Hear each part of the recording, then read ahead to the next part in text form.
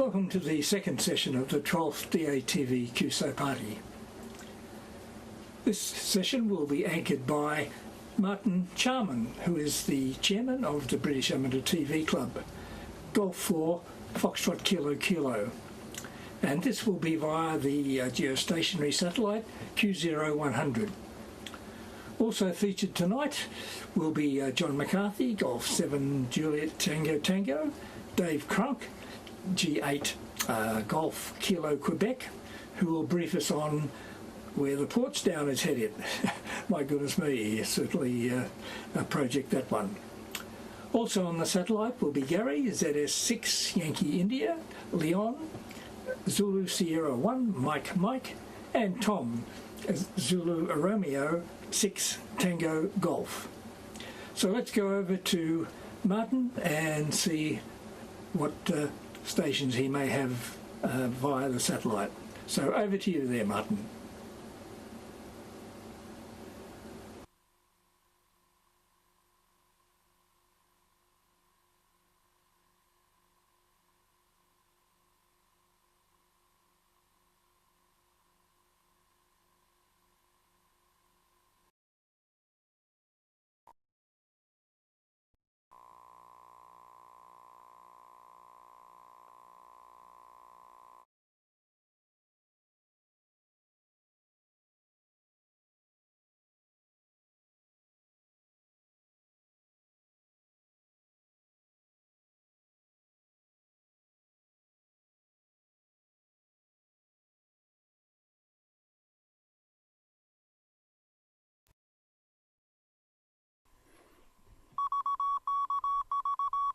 I assume it's working, is it, or is it not working?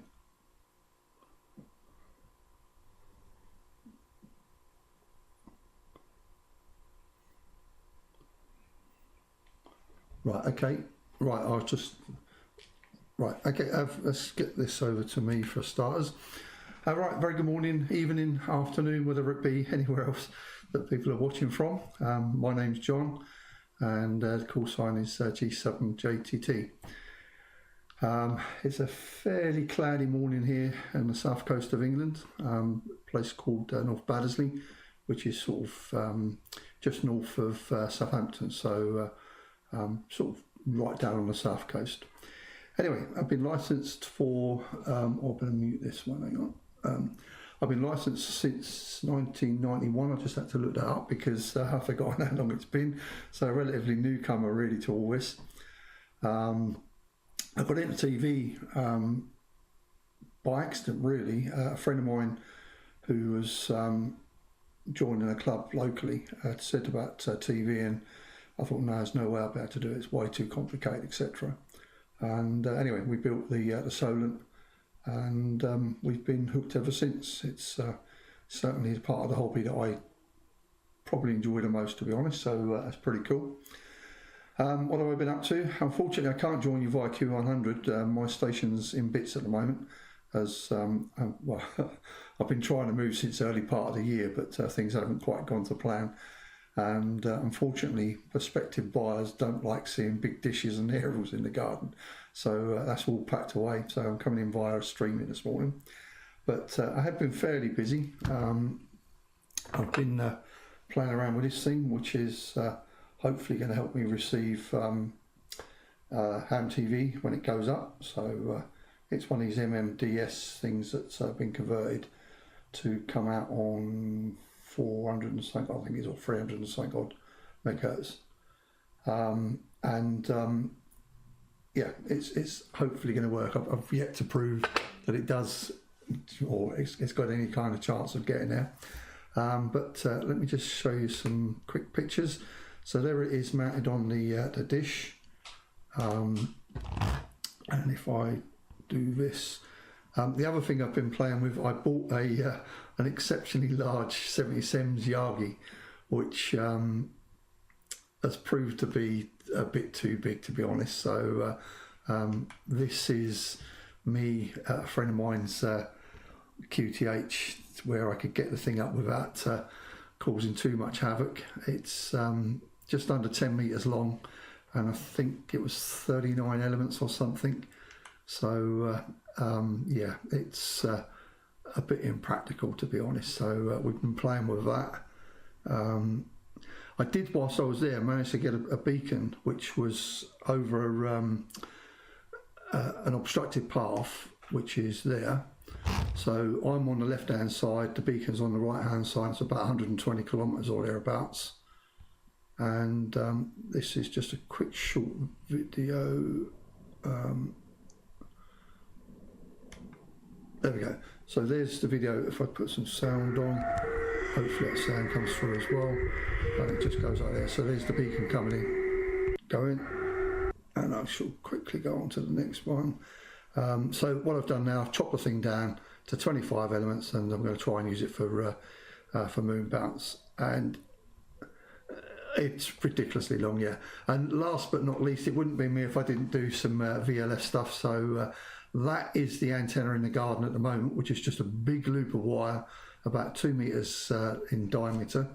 And which one was it? Was it that one?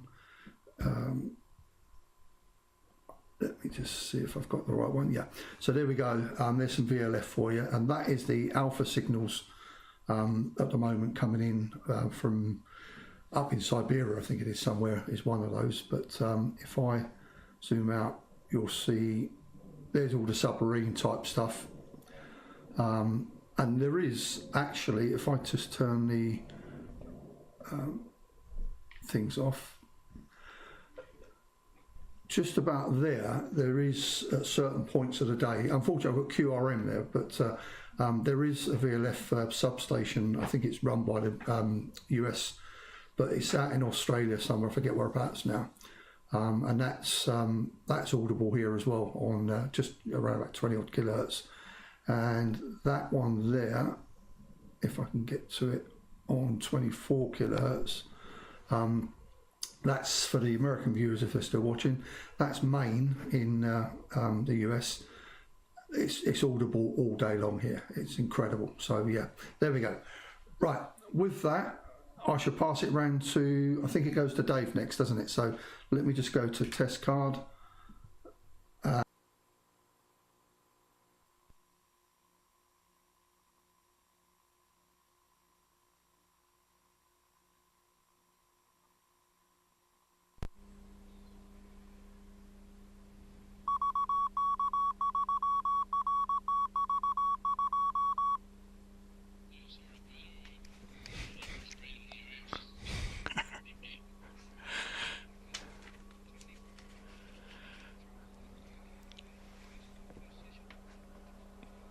Okay, good morning / afternoon / evening all. First of all, thanks to Peter and Ian for putting this amazing production together. I'm Dave, GHEKQ. I started in ATV about 50 years ago, 405 lines AM TV.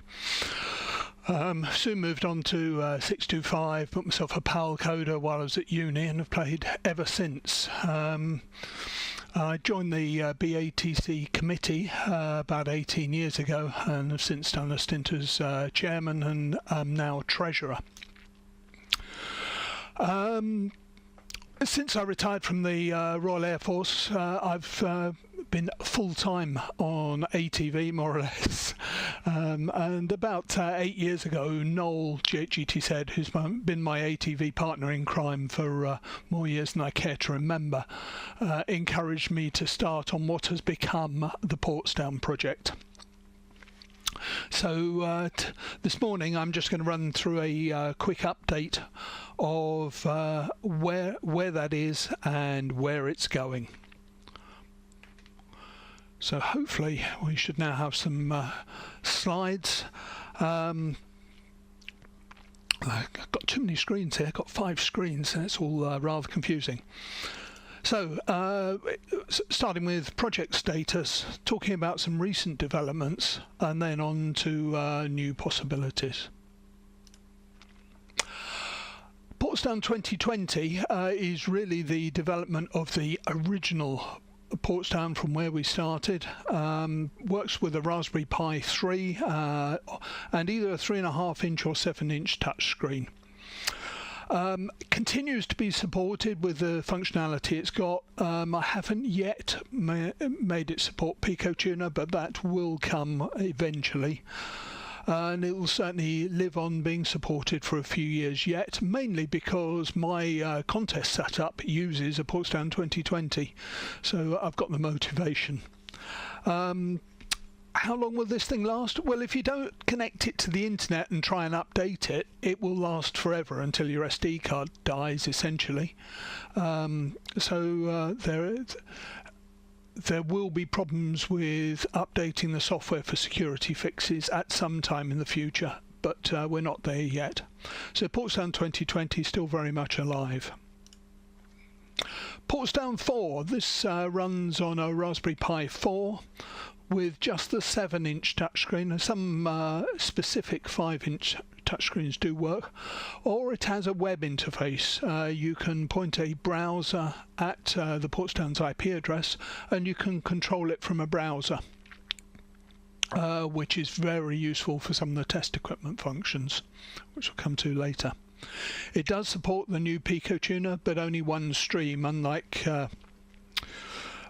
the great OpenTuner software that supports two streams. The main reason is getting more than one stream onto a 7-inch screen with the current software architecture isn't really possible. The main developments recently have been in the test equipment suite that's with it. Many of you will have seen Band Viewer. There's the signal generator on there. There's a noise meter and a few other things, and some of those developments have been driven by the fact that I've done a series of articles for Radcom, the RSGB's monthly publication, describing the test equipment. And Portsdown 4 continues to be the latest fielded capability. All the latest developments come to that. Now, Portsdown 5, when the Raspberry Pi 5 came out, great clamour of people saying, are you going to build a Portsdown 5? Well, I kept my powder dry for almost a year, and it's now on its way. It will work with a Raspberry Pi 5, 7-inch touchscreen. It'll also, most of the features will still work with a Raspberry Pi 4 and a 7-inch touchscreen. It's backward compatible. For most of the features, those that don't make use of the increased processing power of the Raspberry Pi 5. It'll also work with an HDMI screen and a mouse, so rather than using a specialist touch screen, you can just plug in an HDMI screen and a mouse.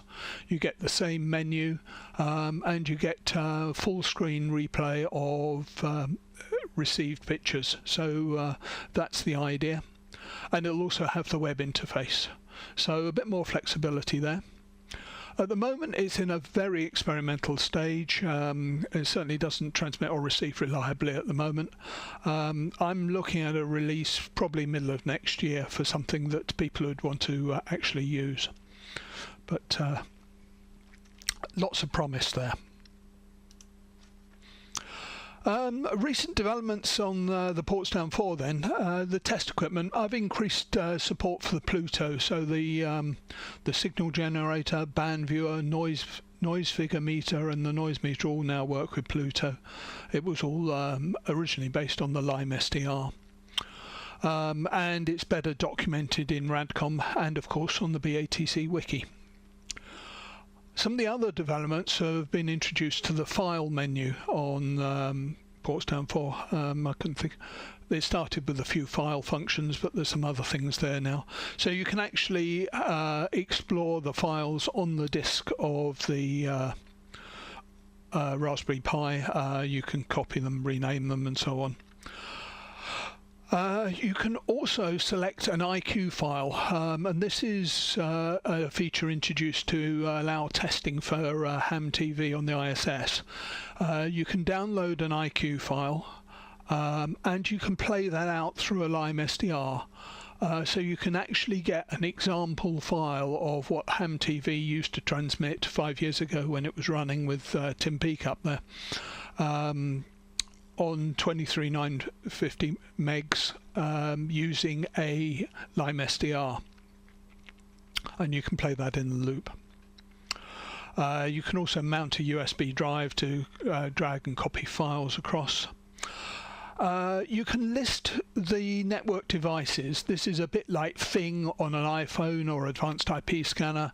So it'll tell you what devices are on your network, and you can filter those to list the network Raspberry Pis. So when you put a new Raspberry Pi on the network and you don't know what IP address it is, you can list it there. Also list the USB devices so you can see what's plugged in and what's working with your ports down. And the last thing is you can select RIDE receiver. So you can that button either says load or update RIDE receiver, and it loads the latest version of the RIDE receiver, and you can run that alongside ports down on the same hardware. Which comes on to the next thing. There's on menu 3, system menu, you can select what you boot to. So you can actually boot straight into band viewer if you want, or you can boot straight into the RIDE receiver. Now clearly you'd need to wire up a remote control for the RIDE receiver and so on, but there's a bit more flexibility there. Okay, time's pushing on, so let's think about ports down 5. What have I done? Well, given that we've gone to a 7-inch screen, I've put in an extra row of buttons, and how that looks is like this. This is the HDMI output from a ports down 5 that I'm running at the moment. Hopefully that's come up on screen. Yes, it has. And you can see there's an extra row of buttons crammed in there. I haven't really decided what's on them, but there is some functionality there. For example, you can go to test equipment and go straight into band viewer, and you get that output on the HDMI.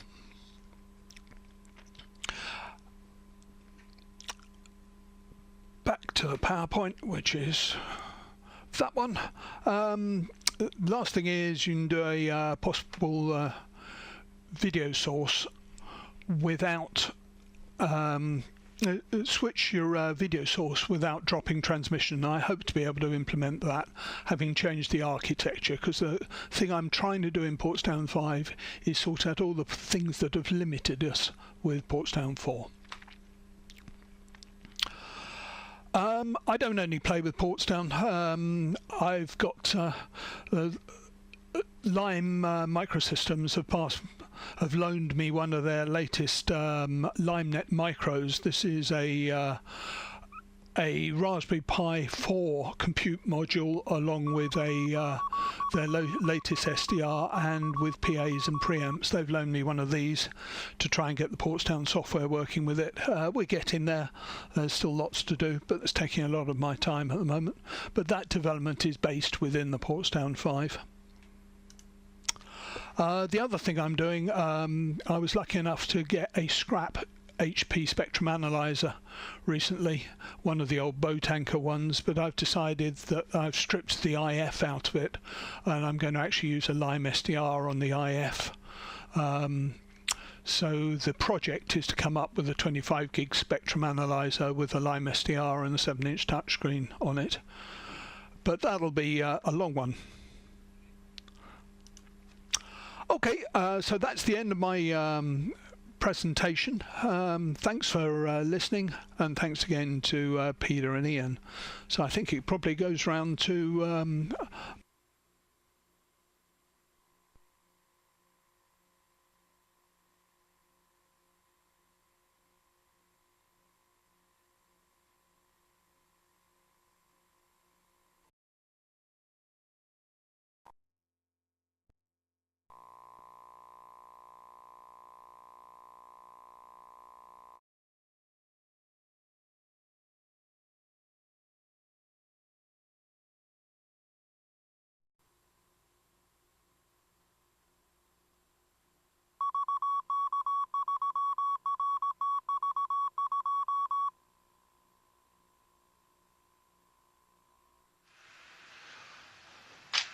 I'm not sure what's happening here. There seemed to be a huge delay anyway. Thank you, Dave. There was quite a delay here between pictures and audio. For those watching on QO100, the oh, and I've got I'm not sure what's happening here. There seems to be a huge delay. Anyway, let's get the audio sorted out as well.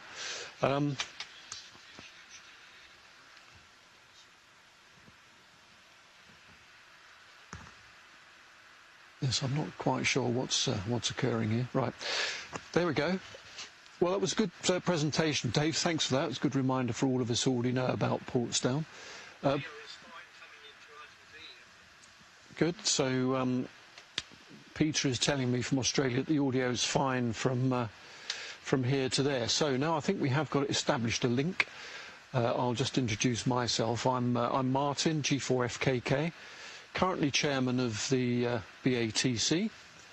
Following in the huge footsteps of Dave, who you've just seen, who was the previous chairman. The BATC represents British amateur television amateurs across the world. In fact, I think Peter's a member of SVK3BFG's member of BATC, and I think most of the people coming up on the list. Now, talking of the list has got reasonably large here, so what we'll try and do is we'll try and whiz it round in one go. We've got 10 stations, so if we could keep overs to about a minute and a half, we should fit in with Peter's 3-minute, 20-minute slot that he's given us. So on the list we've got Gary from South Africa, Leon from South Africa, Benno PA3FBX from Holland, EA7KIR from Spain, G8KOE from Somerset, G4IMO from the central UK, G8PQH Frank from Selsey Bill, G3IUZ from the city of Wells, and also Saro, so very good afternoon, evening, whatever it is over in India, VU2OBR. So without further ado, I shall push it round to Gary. ZS6 Yankee India, G4 Fox Kilo Kilo, standing by. Bye. Okay, Martin, G4 Fox Kilo Kilo, ZS6YI returning. Very nice to have everybody on. Peter, thank you for organising it in the Down Under in Australia. I have a whole bunch of Australian people visiting me at my salt mine at this moment of time. We just want to thank everybody for coming up. It's quite a historic event, linking up South Africa, darkest Africa, with the UK and of course with Australia, and I believe there are 2 American stations on as well. Just briefly, I started amateur radio in 1968 as a youngster. We had to wait a number of years before we were allowed to take the amateur radio exam, the RAE, which we did. And today I actually set the exam, or co-set it in South Africa. And then followed an engineering degree, and then lectured in the army for my 2-year military stint, and then went into private business. So I've been sort of involved with electronics on the sideline, but far more involved in plastics and chemistry, etc. We're going to keep the overs short. We're trying to get everybody in. So on the list, the next one will be Leon. Leon, he's down in the Cape. That's quite far from me, about 1,600 kilometers. So, and I'm near Johannesburg. So Leon, will you kindly take it ZS1 Mexico, Mexico from ZS6 Yankee India.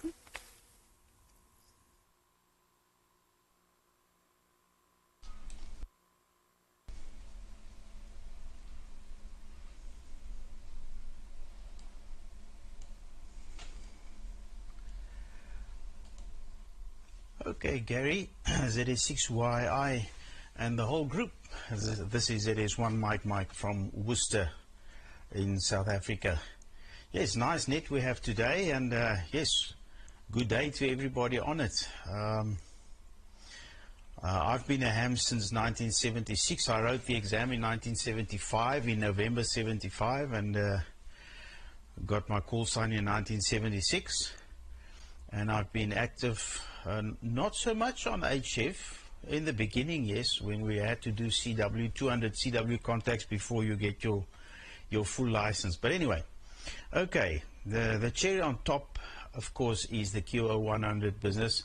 I played a little bit with analog TV and so on. I was in the broadcasting industry in my earlier days. Then I moved to the missile test range, and yes, I've actually been to Australia, Tennant Creek. We do launch supports for Boeing or ULA, lately more for the European Space Agency, but I can't remember whether it was one of the Mir rovers or something that we had to support from Tennant Creek.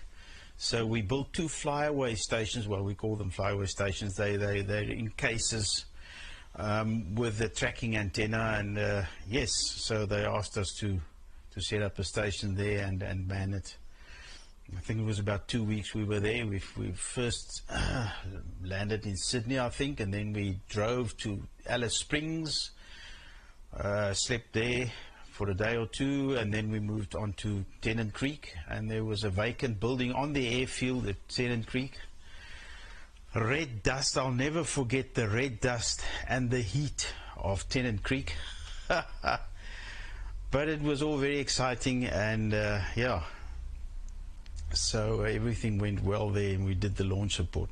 We move all over the globe doing launch supports for various companies where they don't have fixed telemetry stations. So telemetry is my business. That's what we work on. Anyway, I think I've had my 1.5 minutes. So cheers from South Africa. And I should give it to Benno, PA3FBX, for the group from ZS1, Mike.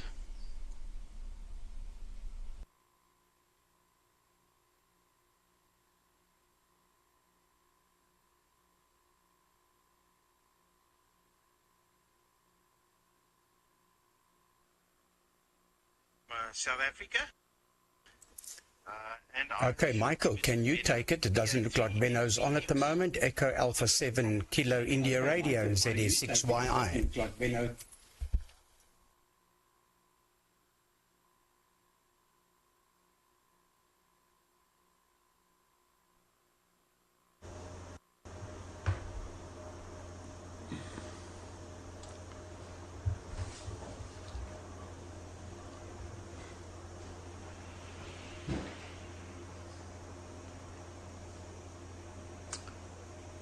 Okay.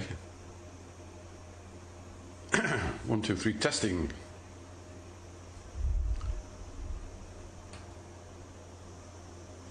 Yeah, I think I'm working. Yeah, it's rapidly developing into chaos, isn't it? I didn't have any audio from Leon on the satellite until near the end, but it was there on the stream. So the setup is obviously quite complex, and these things happen. Or maybe it was just me, I don't know.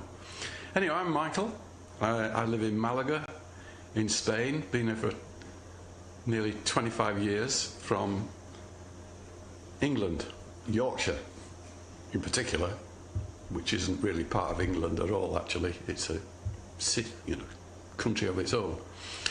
And I've been in amateur radio on and off, mainly off, since about, I think in 1970 something, I can't remember exactly when, late 70s I think.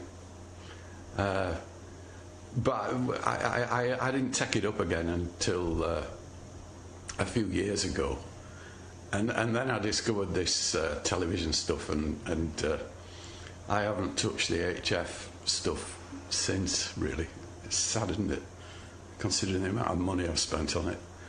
But the television side of it's far more exciting for me, and I write my own software because I like the challenge, and I like dabbling, and I don't use Macs or PCs to control the television thing. I do it all in separate boxes, standalone, so I don't have these problems of Windows updates or anything like that. It's completely external to the computer. I just use the computer for the chat and the running order and things like that. I was hoping, I'm still hoping to see and hear from a few more people other than Peter, although it's very nice to see him, despite the echo, in Australia. But no sign of them yet on the chat or on the running order, so I guess it's past their bedtime. What a shame. Anyhow, it's fun and a technical achievement to do what you've done, guys. Martin and Gary and John and Peter over in VK land. Excellent work. And perhaps a few more people will join in next time. Perhaps it's just the time of the day that's the problem, because what time is it in Australia now? It's well, it's 12:30, isn't it? Bedtime. Works out good for me though, because UTC, I'm 2 hours ahead of UTC, so the start time for me in Spain was 11 o'clock in the morning. Let's see, we've got a few messages on here now after my rude comments. VK will be on when we've been through the list. Oh, I see, okay, they're back of the queue then. What a shame. That's because they're so far away, I guess. Yeah, I'm standing on their head or something. I don't know what they do down there. I have a brother-in-law down there, actually. He emigrated to Brisbane. Well, actually, he emigrated to New Zealand to start with, and then moved to Australia, and now resides, or has resided in, and still resides in Brisbane, somewhere on the Gold Coast. It was my ex-wife's brother and his family. They have a full football team for children. I think they got 12 children. Oh. Out of their tiny minds, I think. I have 2, and that was too many. Okay, so that's it from me. We're going over now to Martin, G8KOE in Somerset in the UK, from EA7KIR, Malaga, Spain. Oh, and by the way, I started to take my shack apart yesterday because it's very hot here, and I finally decided to put my hand in my pocket and have an air conditioning fitted up there on the wall. So everything has to go, and I've half disassembled everything because they're coming on Monday, 9 o'clock on Monday morning, and oh my God, I mean, I spent all day and I've only done half of it. That's the amount of cables and oh my goodness. I'll never get it back together again, because it's all got to come out so that they've got access to the wall, because everything's in the way. So I won't be on, Gary, tomorrow, that's for sure. It'll be a miracle if I'm on for Thursday next week for the BATC net. Okay then, bye from me. I'll pass it over to Martin right now.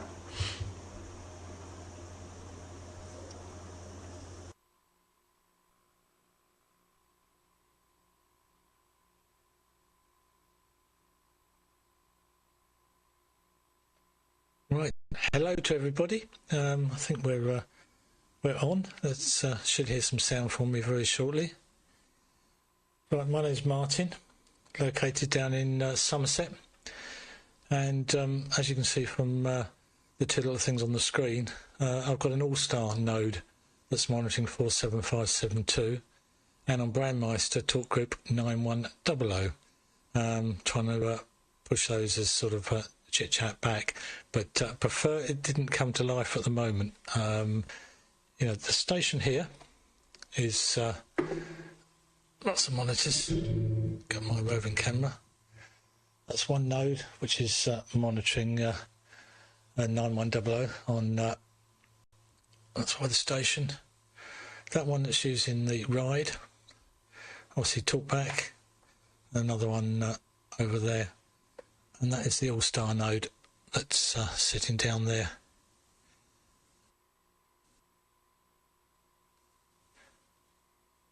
Yep, we'll do there, Martin. I'll put it over to VK, give it short. That's a rough idea of the station.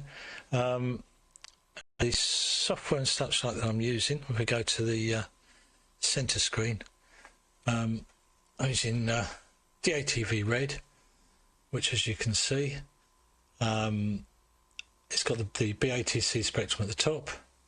It's also got a built-in receiver, which is an MQTT server done by F50EO, which feeds back, and so I can click on any of these and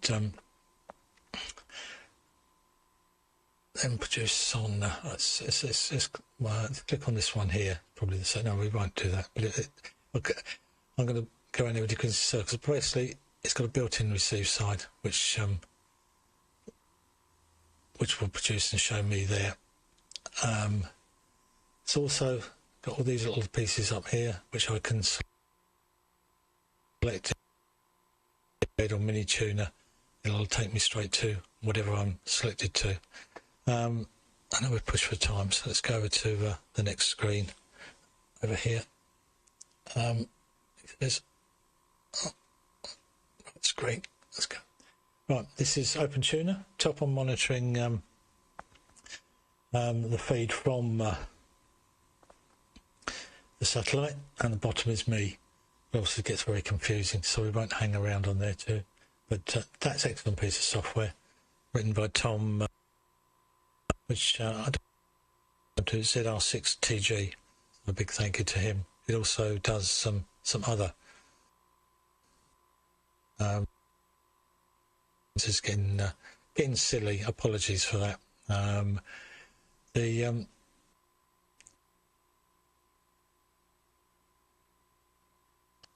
The dish that I'm using is a 1.1 meter dish, which is that one, which is fed by a potty feed and the LNB at the bottom. So it's all on the one dish that sits on top of the garage. That's it. I've cut off a standard LNB just to marry up. But and that's the everything's streamed through to the garage, which I have an aircon unit in there, and on there I was half looking at the chat as well, so something came up. But anyway, as all tidy things are. Right, let's go back to the camera. Back to my roving camera to show that lots of other bits and pieces are under there, BATC receivers, etc. All fed, power supply, and my shack is in the corner of the lounge.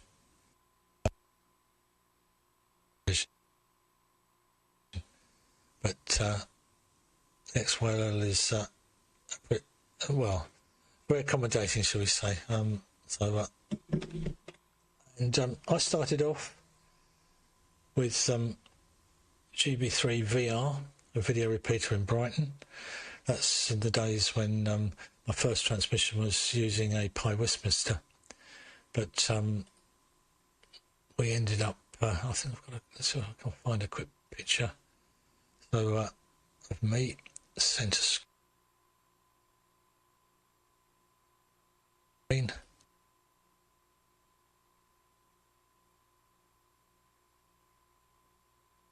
We ended up with a number of repeaters, one on, well, in fact, we ended up including packet and etc., and a digital output on 10 gigs with a commercial encoder.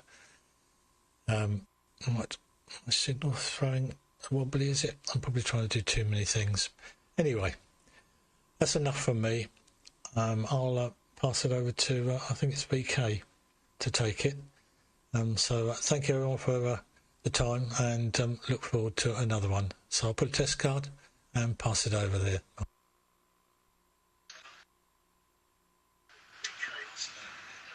Okay, thank you, Martin. G8KOE, G4FKK.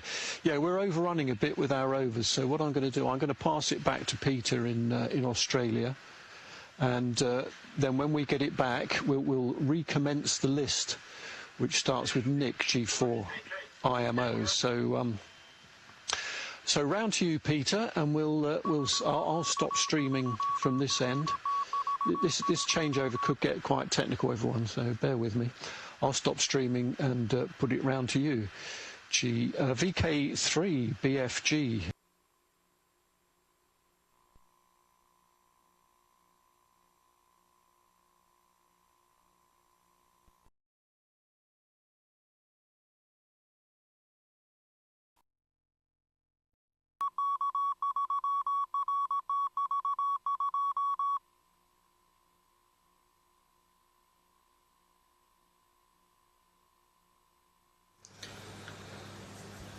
Hello everyone.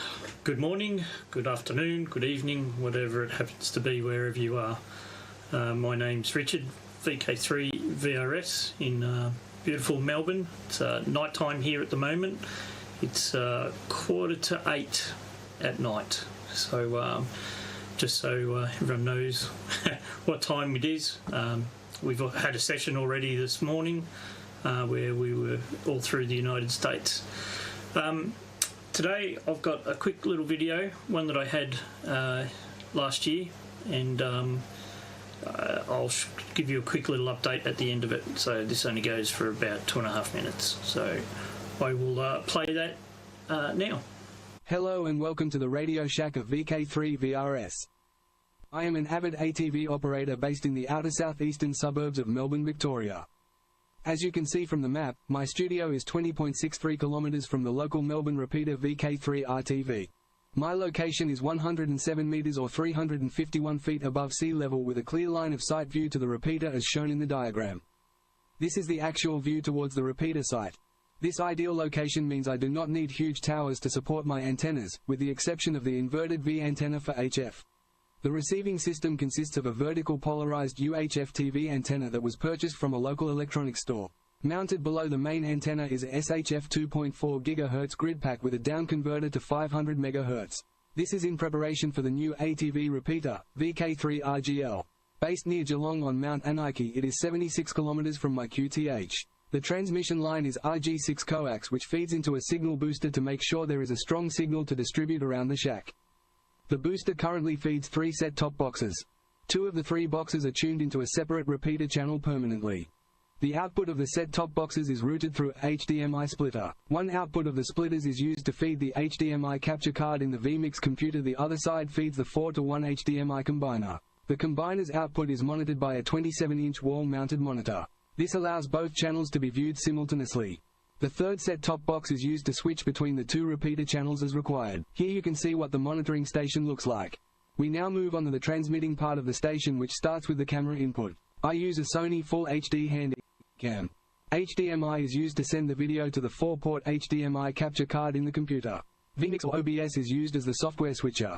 The computer has a 49-inch curved monitor as its primary display, with a 27-inch monitor as the secondary and a 32-inch TV as the third display. This setup offers a huge amount of screen real estate to keep tabs on all the inputs and outputs, plus various other programs used during an operating session. To aid in the switching duties and help the session run smoothly, a Stream Deck. Once the program is produced in vMix or OBS, the output is streamed over the local area network to the BATC ports down for DATV software to be encoded and transmitted out of the Lime SDR Mini. A small RF amp from Mini Circuits is used to boost the signal to 500 milliwatts. The transmitted signal is monitored locally by a DVB-S set-top box. The 500 milliwatts is sent to the grid pack antenna, which is pointed to the RTV repeater. Here is an overview of the ATV station. This mixer is used to get audio feeds from the radios and sent to the computer via USB. Lighting is kept simple. There is one 5000K LED globe to light the green screen background and one 5000K downlight to light me in the foreground. I hope you enjoyed the tour of my shack and the equipment I use. And I've got audio. Now, the things that have updated is basically on the receive station. So you can see there, that's a 8x8 matrix, which I'm using to receive all my HDMI inputs and outputs. If I come back out, things that have changed, not much with that setup. That's still pretty much the same. Still got the same monitors. That one and that one over there, but the station has changed. One thing I have added, which I'm having a lot of fun with, is microwave, and so I've added a 905, and part of that, of course, is ATV on 2.4 gigs 5 gigs, 10 gigs, and working out a way to do 3 gigs as well. So I don't do much HF, even though I've got some HF equipment there. You can see the green screen there and my messy workbench behind it. So, and I use the A10 Mini now for the analogue side of the system. So, and this is one of my input devices which I use. You can see I can control my audio with this 1, 2, 3, 4, 5. So that's pretty much it in a nutshell. I hope you've enjoyed my little shack tour. I've only been a licensed amateur for about sorry, we've got a bit of back chatter happening. I've only been a licensed amateur for about 6 years, and I've been in ATV transmitting for at least 4 or 5 of those years. Yeah, I was very much that's what I wanted to do. I'm going to change over to test pattern now, and then I'm going to drop off, and then we're going to send signals from a chap just down the hill from me. It's Clinton, VK3 CSJ. So I'll put this on, and then I'll drop off Clint, and then you come up.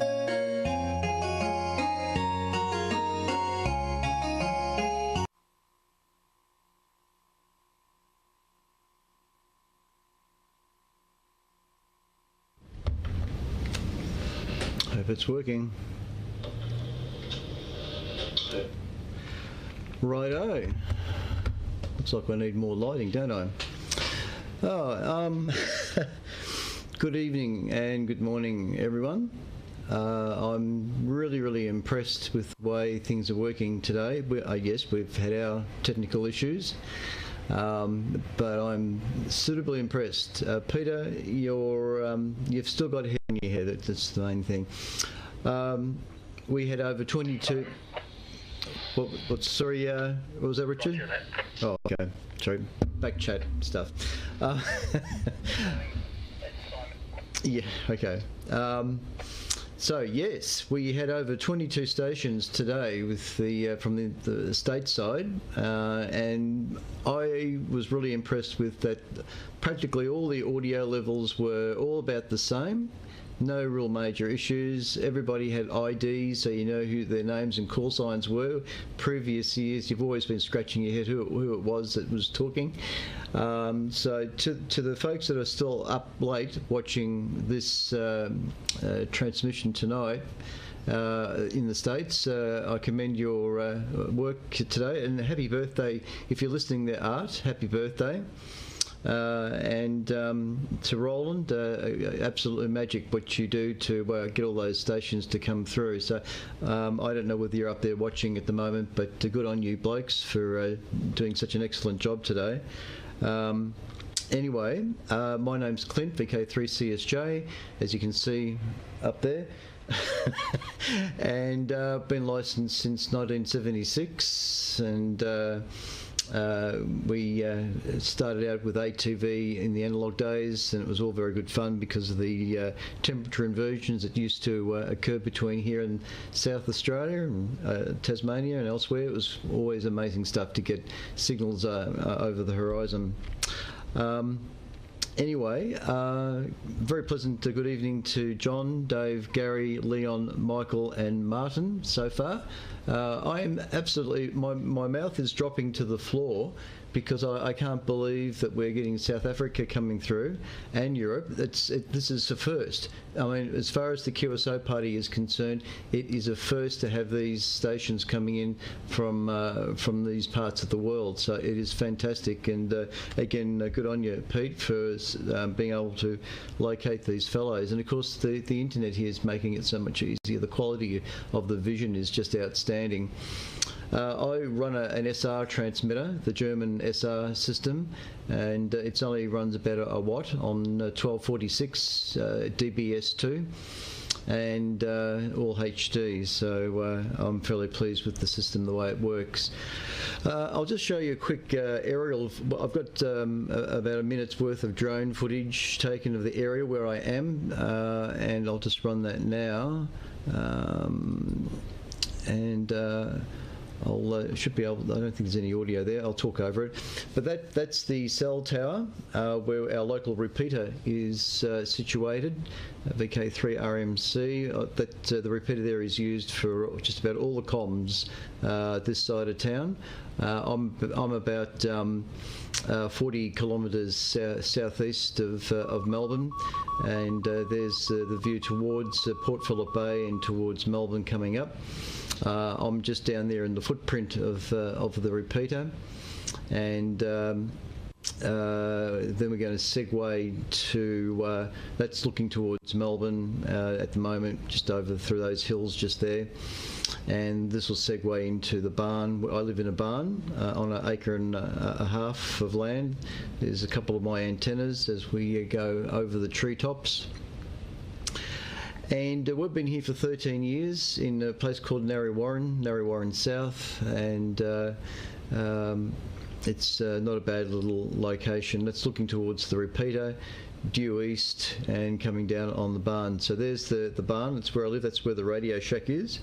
That's my two 14-metre towers there with a log periodic and HF beam. So fairly happy with the station. The station used to be in the upper stairs of the barn. I've now relocated everything downstairs, so everything's in a bit of a state at the moment.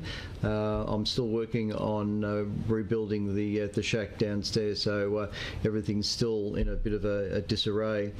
And when I go back to live camera in a second, you'll see how the wall behind me, for example, still needs to be painted, for example. But that's my little location there at the back of a property here, next to a creek. So that's the CSJ location, and if I pick this camera, this is a USB camera. You can see the station behind me. So I've got Collins station here that I want to set up on its own bench. A system of receivers behind me, and the Telefunken transmitter, which I got from a station over there in the Netherlands. It took 4 months to get here, two container ships, but it arrived safely, so I'm pretty happy with that. Okay, so I think that's about it from me at the moment. As you can see, it's coming up to 8 o'clock local time. By the way, I think it was John that was interested in the VLF. It's Northwest Cape. We refer to it as Northwest Cape on 19.8 kilohertz, and it's the signal here in Melbourne is about 20 over 9, so it's quite a good signal. I hope they never get rid of it. All right. I know there's more to say, but we have to keep the ball rolling. So, Simon, get ready, and I shall drop off the stream here, and you can fire up. So, just stand by.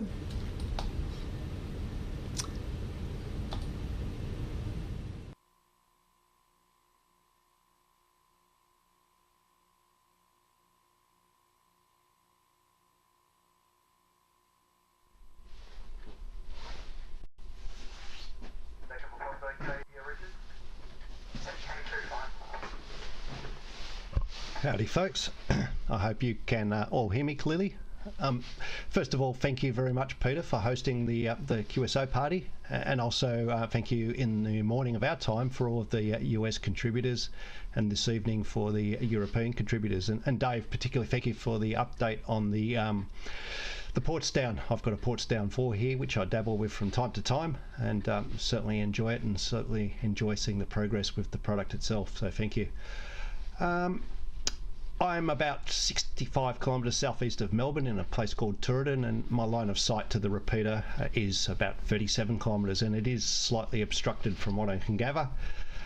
But this time last year I was requiring nearly 50 watts from my PA to get into the repeater using DVB-T2. I purchased a high-des 320 and rolled the dice and thought that T2 would be the way to go, and I was aghast at the ridiculous amount of power that was required. With the gain of my antenna and feed losses and whatever, it's about 2.5 kilowatts EIRP, and I knew something was wrong there. I've got an S.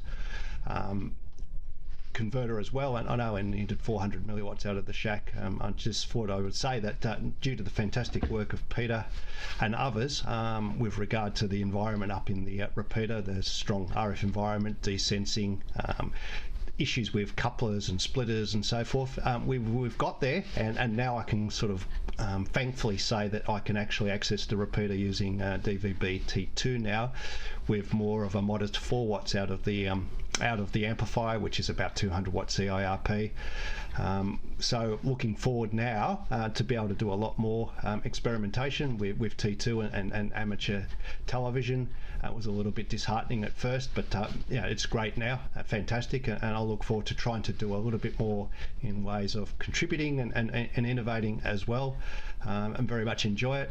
Most of my radio stuff that I do with amateur radio seems to evolve around meteor scatter, which I do most weekends here between VK3 and VK4, and when the conditions are conducive, then I'll jump on 2 meters and do 2 meter EME as well, using mainly JT65 and Q65.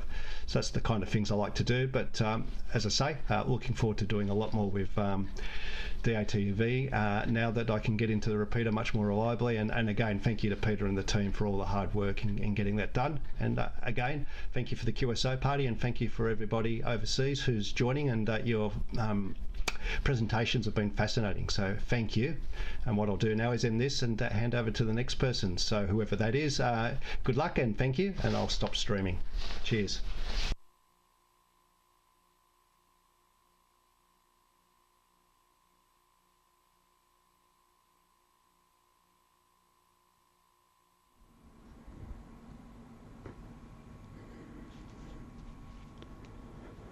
Good evening, everyone. This is Peter, VK3 TLF.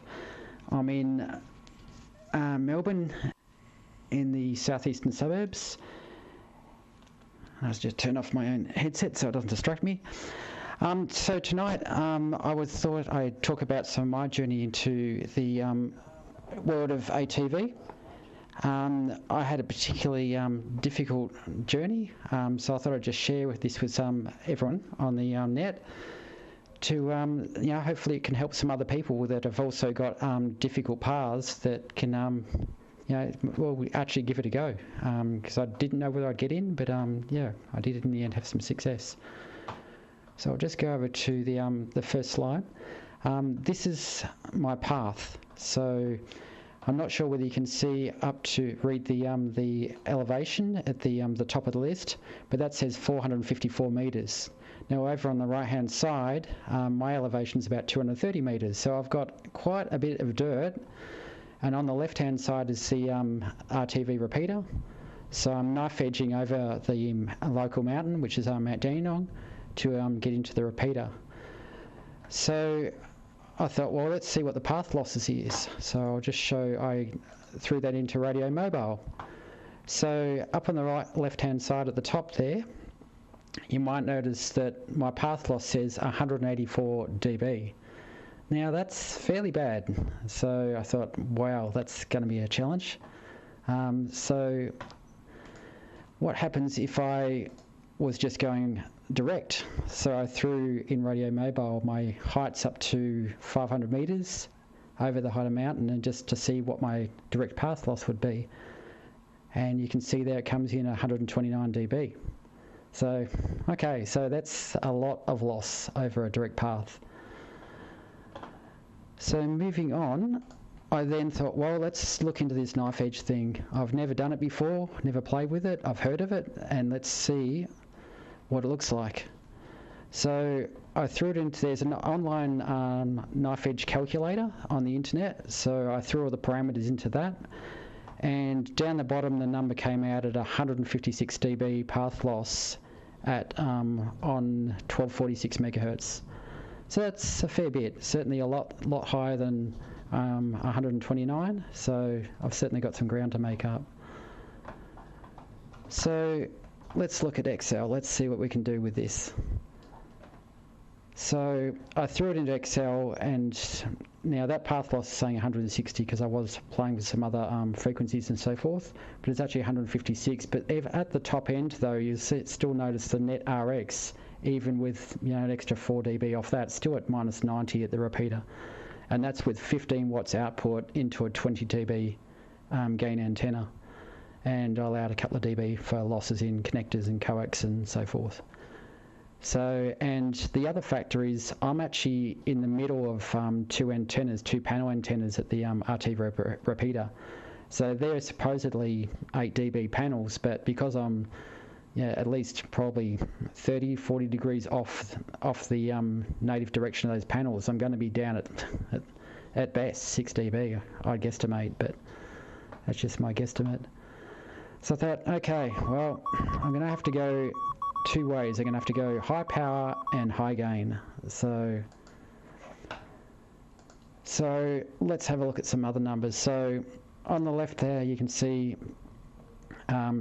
I calculated out, okay, if I had no mountain, I could theoretically get in with hardly anything, with the distance I am from the repeater. Half a watt would probably get me in with a moderate, just get in, and maybe a watt would get a pretty solid signal. I'll probably end up with about minus 78 or something like that. So in the middle, you can see there, I've then put the numbers in. Okay, let's play around. All right. So let's try 15 watts. Now let's see what we can find for gain. So I looked around. I thought about co-phasing a whole lot of Yagis, but that gets expensive, and then there's loss in co-phasing harnesses and lots of connectors, lots of coax and so forth. It's like, it's another way to do it. And I discovered that you can get C-band dishes. You can get them for free a lot of the time off Facebook Marketplace and other places, or you can even buy a brand new C-band dish, like a China panel dish, for here that was priced at $280 Australian. So it's like, well, at least it comes with a mount and all the brackets and all the screws, and it's not going to be bent. So I thought, well, I went down the route of just buying a brand new panel dish. So the numbers on that with 15 watts come out at about minus 83. Now, funnily enough, this was actually enough to actually get a stable link to the repeater. And although it's fringe, it is a little bit condition affected, but it got me into the repeater and I was able to do a broadcast with this. So I then did some equations. On the right hand side you can see there, I was like, well, what if I go up to higher power, 50 watts into it with that level of gain? Well, that starts to get pretty, a lot more reasonable. So at 50 watts it'll get me minus 78, which certainly, I'm not sure what the thresholds for a stable signal is on DVB-S2, which is what I'm running, but at least it's not out of question mark. I'm not having to run like 500 watts to get a decent signal. So just turn the background header down. So so that was my journey. So in the end, I'll show you what I ended up with. So this is a 2.4 meter Johnston dish that I ended up putting up. It's got, I didn't know whether this was even going to work, so it was all improvised. You can see lots of cable ties. The feed on that is out of a grid, a 1200 meg grid antenna, and I measured it all out, measured the focal points on the dish and so forth, and set it all out and so forth, and used lots of PVC pipe and cable ties, and it actually works. So I'm stoked because I did not think this was even possible. So, all right, well that's my little presentation anyway. I hope you enjoyed it, and I hope it helped someone with their journey into ATV. Thank you, and I'll pass it back to the UK for the next broadcast.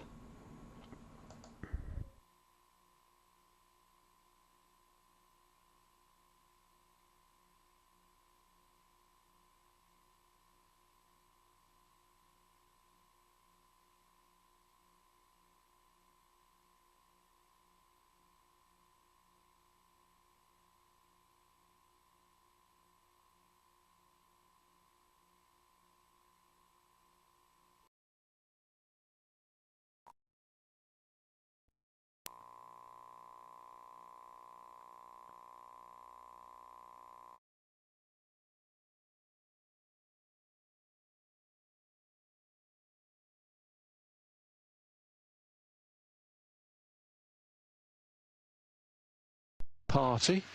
All very interesting. What I've had to do, chaps, on QO100, I've had to split the list into two because we were overrunning our slots somewhat. So, oh, hang on, I've got the back channel coming through, which is, there we are. Yeah, so, all very interesting. Now back on what I've had to do, chaps, on QO100, I've had to split the list into two because we were overrunning our slots somewhat, which is so put on the chat and also on Gary's list. I've got the back channel coming through, which is, there we are. Yeah, so next G4 IMO. All very interesting. Now back on what I've had to do, chaps, on QO100, I've had to split the list into two because we were overrunning our slots somewhat, which is and on the chat and also on Gary's list. Got the back channel coming through, which is ghastly's happening to the audio. So next G4 IM. Right. So without more ado, round to you, Nick. Carry on. So if we could keep overs to about 2 or 3 minutes, that would help the timing on the other side of the event. G4 Italy Mike Oscar Golf 4 Fox Kilo standing by. Right.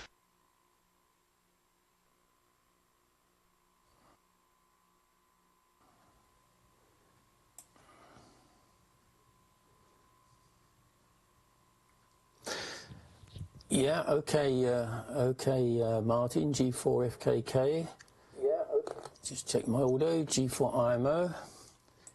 Yes, try and keep my my transmission as short as possible. There's a lot of stations on today. Anyway, for those watching in Australia or even America or wherever you are, my name is Nick. I'm in the town of Wisbeach, which is in the centre of the UK, where it is 18 degrees centigrade, so relatively warm at the moment, excuse me.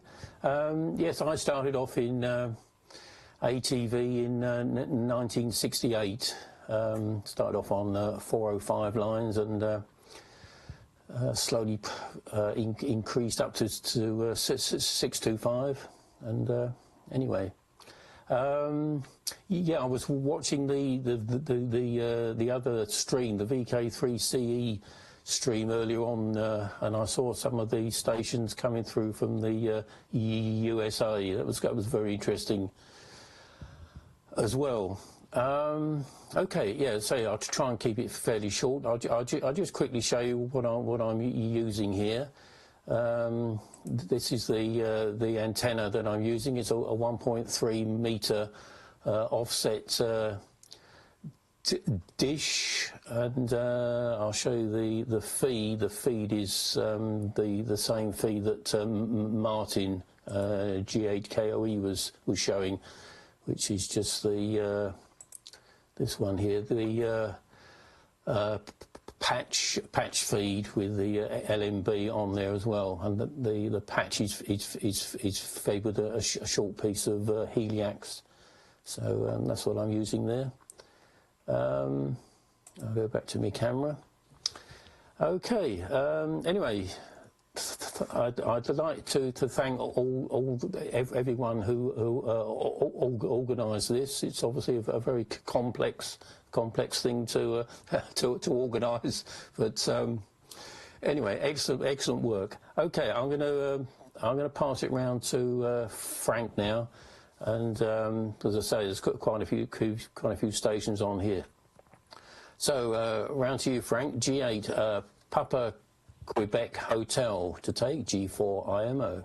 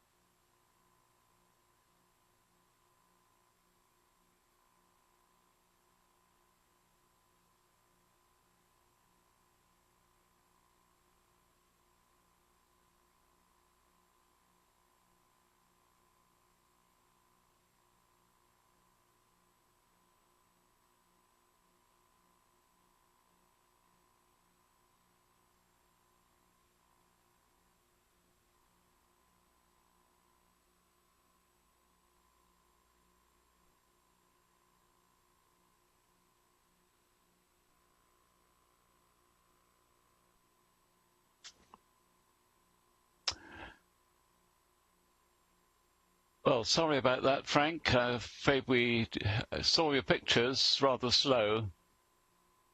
We saw your pictures rather slowly, but no audio, I'm afraid, which was disappointing. Well, good evening, afternoon, morning, everybody. What a privilege to be involved in this amazing piece of work by all those concerned. Congratulations. As most of you who haven't already met me, I obviously belong to the geriatric end of the spectrum. I've been licensed now, coming up for 72 years. Started at school. I was born and grew up in the county of Somerset, where we have now retired, and my forebears all came from here, tracing the direct line back to about 1610. They were yeoman farmers, and my father was the first one to move more than 5 miles away from the family farms. I've been all over the country. As I went to school in Somerset, I was licensed while still at school in 1953. And we lived in an old former farmhouse which had lots of land, so antennas and so forth were easy to do in reflection, unlike now. And then I was in the RAF in the days of national service, and I taught HF radio gear for the V-bombers, the Victor, Valiant and Vulcan. I did aircrew transitioning from Lancasters, which was quite interesting. Then joined the BBC in the days of 405 lines, black and white television, 3.5 image orthicons, and nothing solid state, no transistors in anything. So that was all a very long time ago. Amateur radio's continued throughout the whole of my subsequent career. I eventually turned my collar round, became parish priest for 30 years, and then retired to this beautiful city, which I'll just share with you for a few moments, the city of Wells, down in the deepest Somerset. So if we let's just go over here, and this is our beautiful cathedral, built in the 12th and 13th century. This is our market square in Wells. Just looking back the other way, the market square of the cathedral in the background there, with the archways to the cathedral and to the Bishop's Palace. So if we go to the Bishop's Palace, there's the entrance. It's entirely fortified with a drawbridge and all the rest of it, including a lovely moat. And this is the Bishop's Palace, medieval parish, Jacobean part, and the bishop now lives in the servants' quarters over there, and it's all open to the public. This is the moat with our swans, great visitor attraction right round the Bishop's Palace. Looking back across the fields on my way home, it's just like a large village, really, although it's technically called a city, because it's got a cathedral, and that's looking down the other side of the cathedral, so we've sort of walked all the way around it. And then this is a great attraction. This is the oldest inhabited street, continually inhabited street in Europe. This is known as Vicar's Close, part of the cathedral properties, where the choirmen and vergers and other cathedral people live. And looking back down from the other direction, very, very beautiful again, great visitor attraction. And this is where I live, just about 10 minutes walk up the road, not in the whole of this, just this little bit here. It's sort of 2 rooms down and 3 rooms up, basically, with the shack in the loft. And this is the back of the building, and you can see not much room. There's the dish, just fires between the local church spire and the chimney there, bit of attenuation, but no room for any aerials. So the joys of unlimited aerials that I had earlier in my career, both in various vicarages and in my childhood home, I no longer have. This is a listed building, which you have to be very careful. So I just got a few very discreet wires plus the dish. So DATV has helped me tremendously. And as far as HF work, I'm now restricted more or less to Whisper. This was this morning, which is quite impressive, really, with 500 milliwatts just to a piece of wire. Down into Antarctica, across to America, and across to Australia. There we go. So that's our HF activity now, 500 milliwatts, despite the fact I have some still fairly decent HF gear. Here's a quick look round the shack before I pass it over to Saro. Let's just go on to the other camera. So here we are. So we're using OpenTuner. Thank you, Tom. Brilliant piece of software. That's running off the Homebrew mini tuner right underneath. I'm not using the Winter Hill at the moment. We've got Ham Clock running there. This is the streamer, BATC streamer.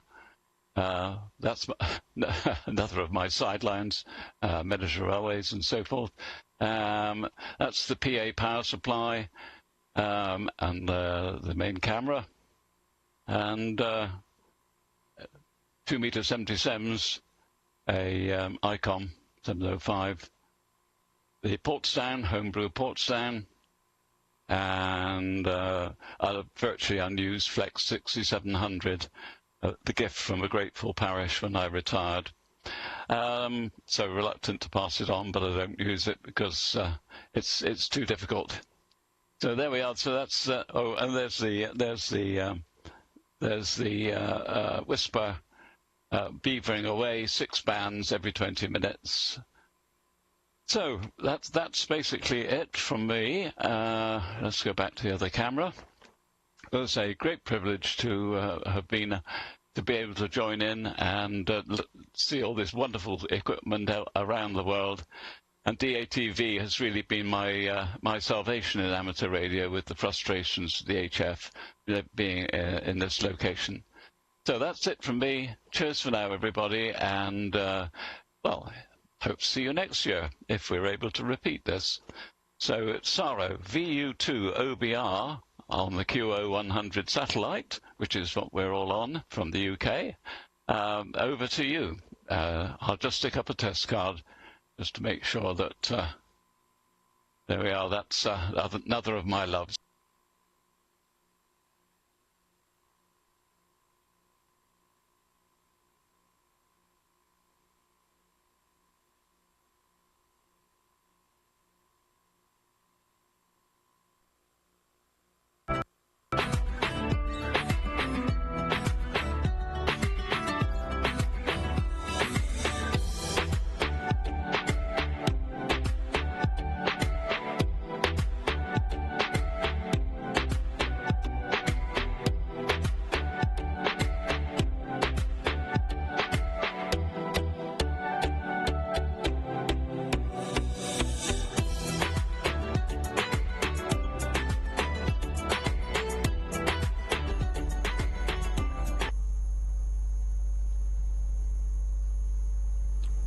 Hi everyone, long time. Good morning, good afternoon, good evening. Thank you very much guys for the opportunity to join from India. I was seeing the message from Gary and suddenly joined here. I'm not prepared anything. So hope all are receiving well for my transmission, and I don't take much time, just for want to say hello to everyone through the QSO party. So next goes to think. So nothing else from my side. 73 is all of you. See you in the next time with a brief introduction. 73 is bye-bye. Bino, please go ahead and start your transmission.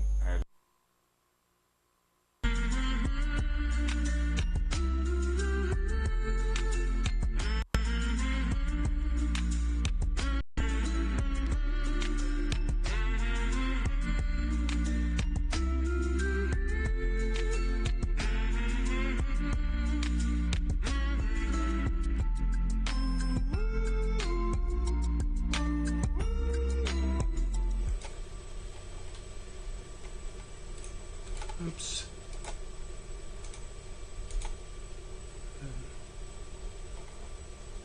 Come on. Yeah, hi guys.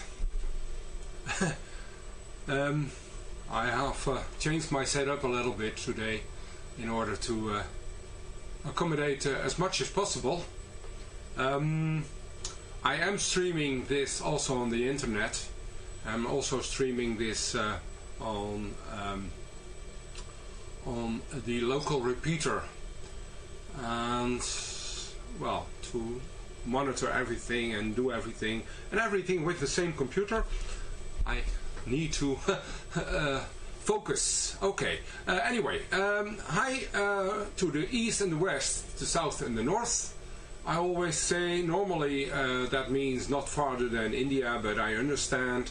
We are watching today from Australia and maybe even the US, all sides of the globe, which is perfect, I would say. Thank you, Martin, for organizing this, and Gary for helping out this. It's great to get this opportunity. On the Q100 this sounds to be normal, but having also Australia on the other side, on the one side, and America maybe on the other side, it's perfect. My name is Benno, PA3FBX.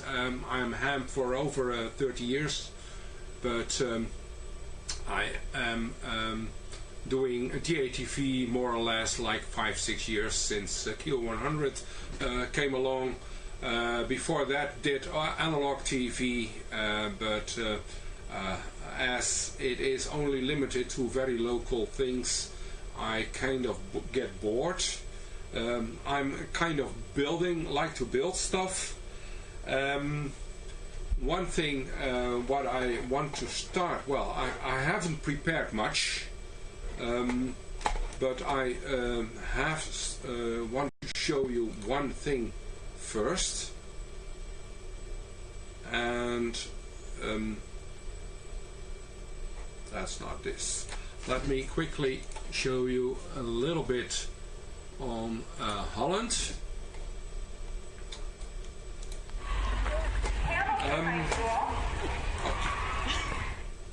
So Holland is obviously famous of this, which is, and I don't want to make it too long, so I will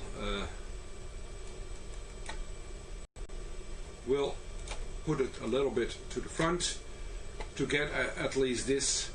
This is not our daily job, so I want to warn you, that's not this.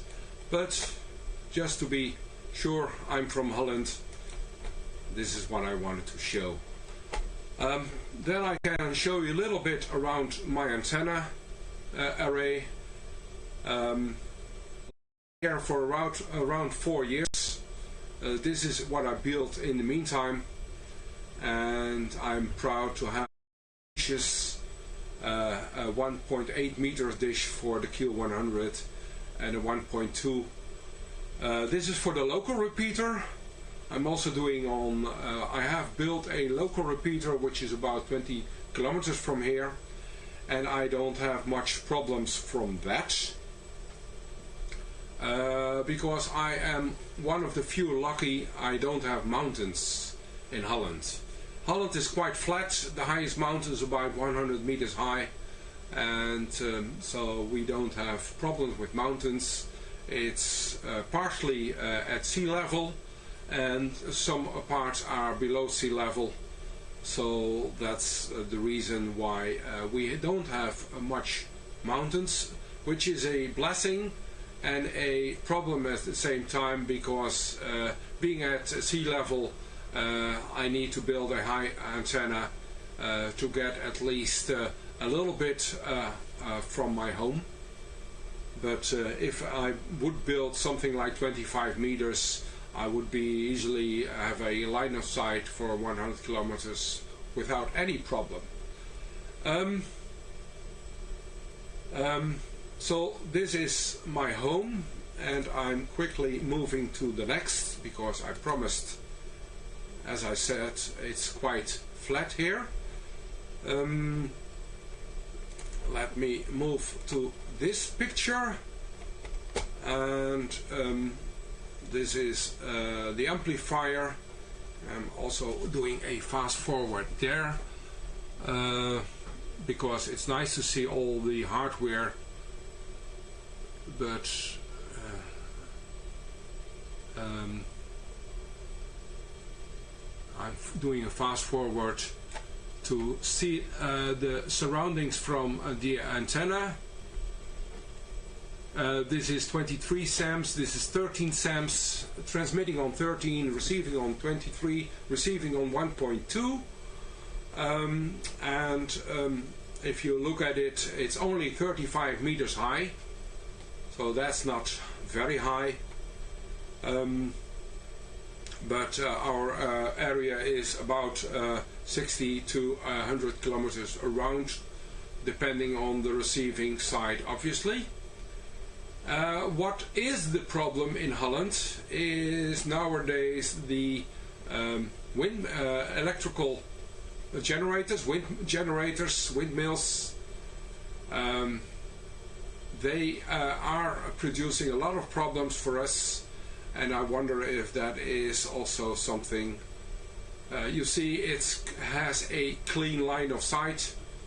There's one tower and on the other side, which is about the same height, but it has a pretty clean line of sight. But on the if you fast forward, I don't want to bother too much. You see all kind of hang on, that is too fast. You see windmills, and they produce on 70 SAMs, on 23 SAMs, a lot of problems for people to get and to receive this signal, getting all kind of flutter on this this line of sight. And I wonder if that's well, anyone get a solution for that, because that's the problem in Holland.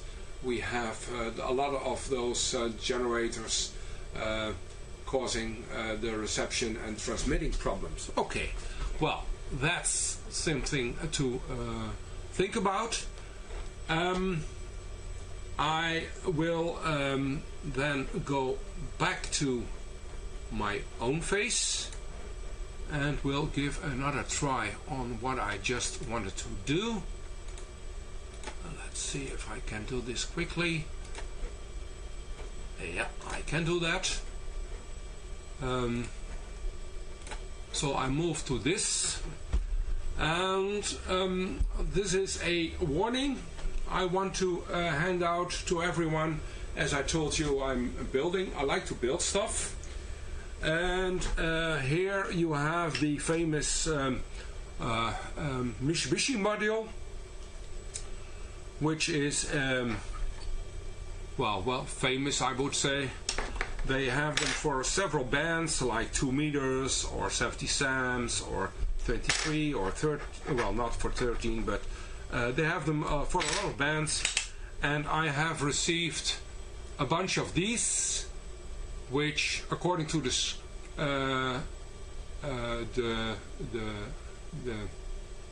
the note, it says clearly it's for 23 SAMs, 1200 to 1300 MAC, and and it is working perfectly, but not on 23 SAMs but on 70 SAMs. Apparently they have a whole batch of these with 70 SAMs electronics inside. It works perfectly on 70 SAMs despite it says it is 23 SAMs. And I want you to stress, and I want to make it clear, it's not very clear on my camera, I see, but you see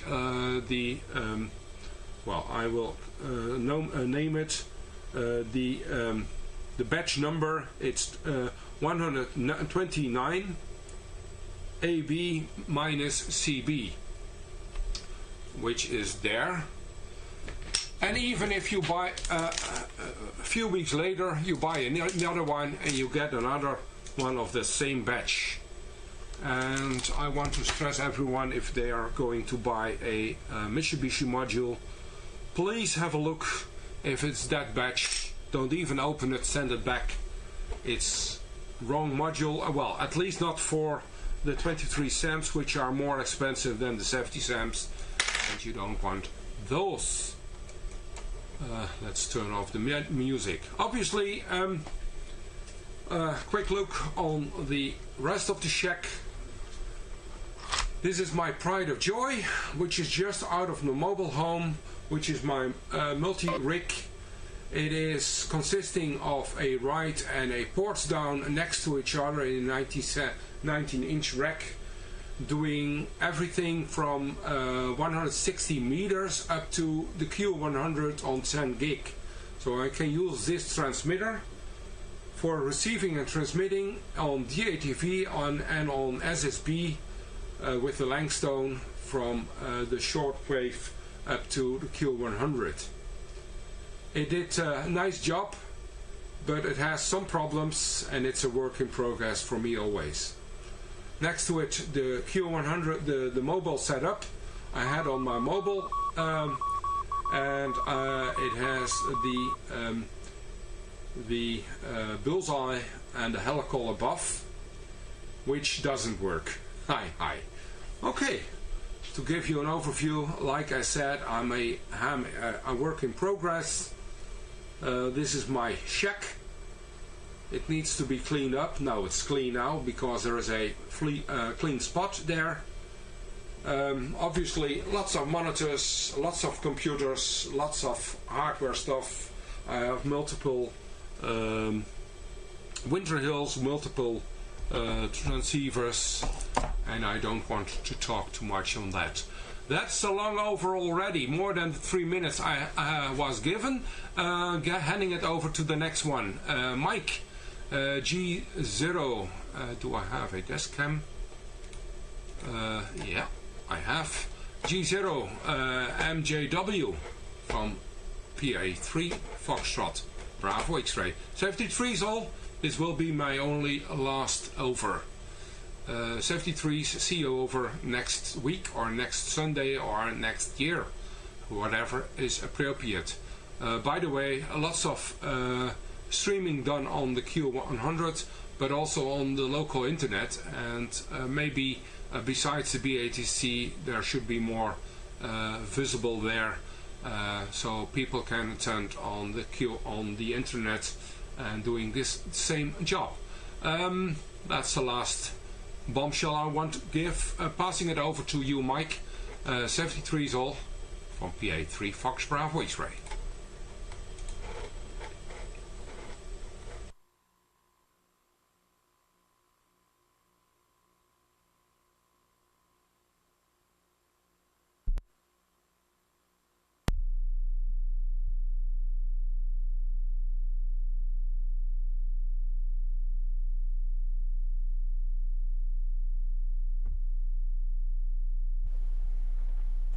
Alright, thank you, Benno. Hopefully I'm coming through, audio's working, etc. despite Windows Update. Seem to be needing more power, but I think that's probably a system issue rather than anything else. But let's see. Anyway, hello everyone. Good to be on the net. And yeah, it's good to see the guys from Australia. That is unusual. It's a pity you don't have the same access to the satellite, apart from Christmas Island, I think. But it would be good to have one that was able to cover Australia and the UK. But that's quite a challenge, really, isn't it? Needs some sort of linking. Right. I've just got a few things to show you, given that we are supposed to be keeping to 2 or 3 minutes. So I'll just go to this one. This is my dish with the feed without anything on it at the moment. Actually, I've changed it for a slightly different one. Just to give you an idea of what you need to uplink to QO100. That's a different version of the potty, the one that we were testing back in the day, and that's also a different LNB. I'm now using a Bullseye, which is much more convenient.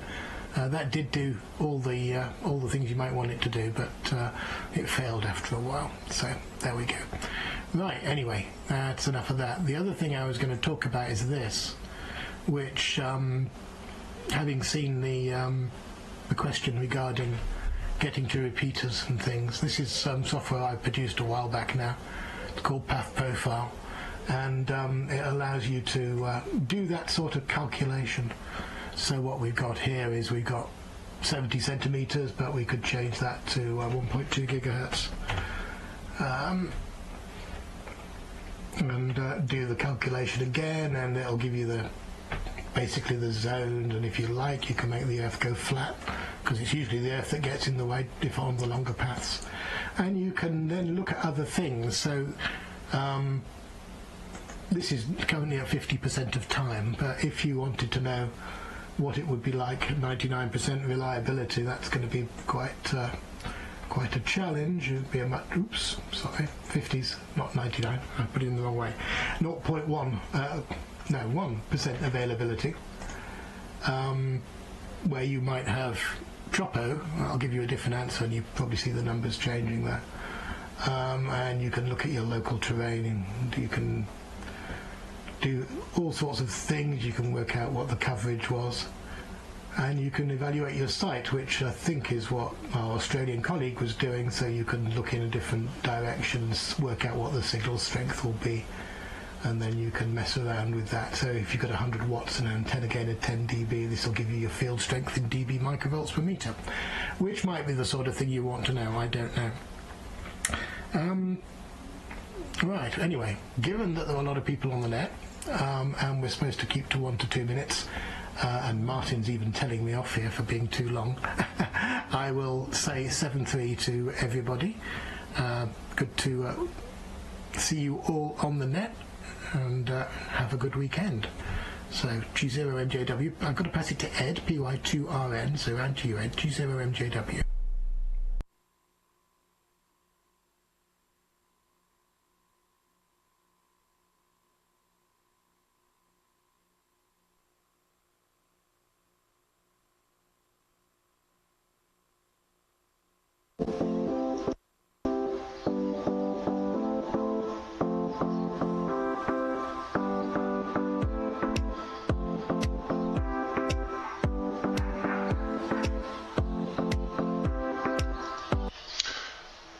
Good morning, everyone. I just had a wake-up call from South Africa. No, it's just joking. I was already. Thanks, Mike G0MGW. This is Papa Yankee 2 Radio November.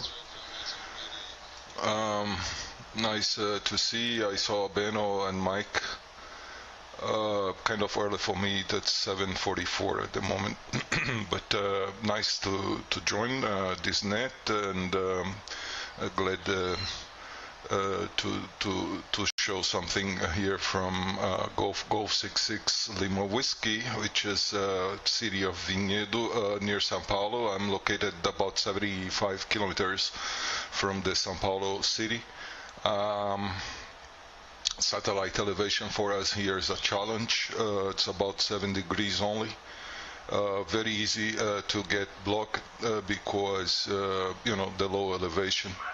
I was lucky here, my QTH, that I could get visibility, to the satellite, but for very little I could not get on this satellite. But yes, that's been working since the beginning, 2019, I believe. I started on SSB, and I think 1 year later I just started here on the ATV. I never here in Brazil there is no activity at all for ATV or the ATV. I mean, ATV years 90 or 80, between 80 and 90, there was an ATV station located at our ham radio association. They got a repeater, but at that time I was living very far from the repeater. I never got a chance to receive the signals from ATV from there. So that's the only activity that I have knowledge that happened here. I think that was 88. Yeah, something 1988 to 1990, something like that. All right, I'm going to show you my station here. If I can find where I put it, yeah. Let me show you something. CQDX.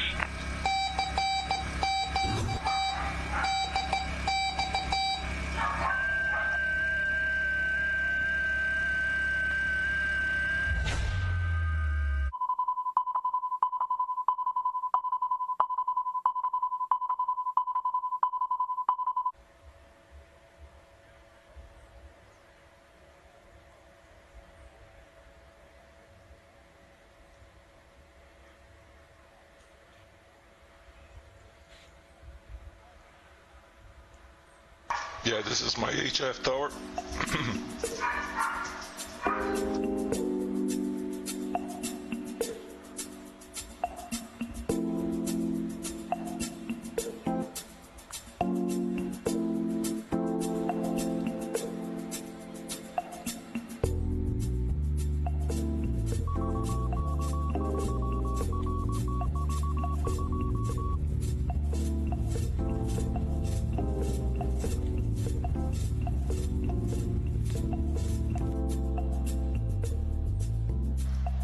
Yeah, that's showing the dishes. This one is for SSB,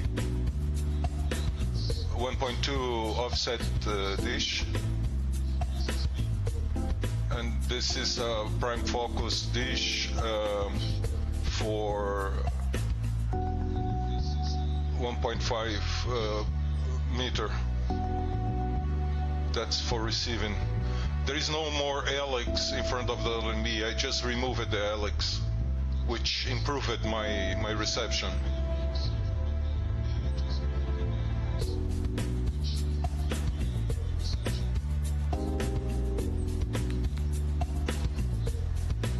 So that's a dedicated RX, DATV RX only.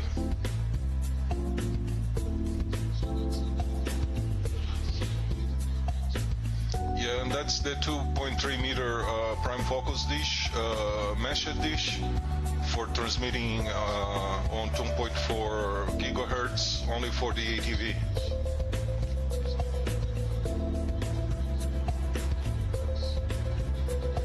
Yeah, the Pluto, I use the Pluto amplifier, everything is inside this box.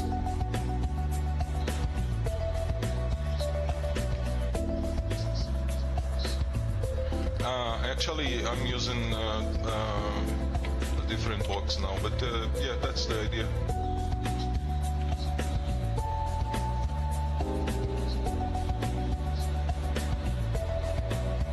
And I'm using different amplifier. I no longer use the EDUP, and yeah, that's a different equipment, but everything is on the roof.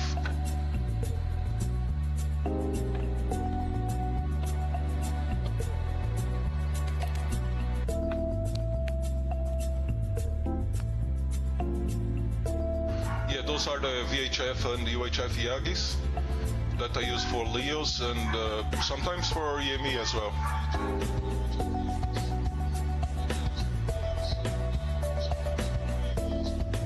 I don't, yeah, that's the old amplifier. I don't even know if I have it already. But that's it. Okay. Thank you very much, guys. Greetings from Brazil, and I think I should send back to Gary, maybe. So, Zulu Sierra 6 Yankee.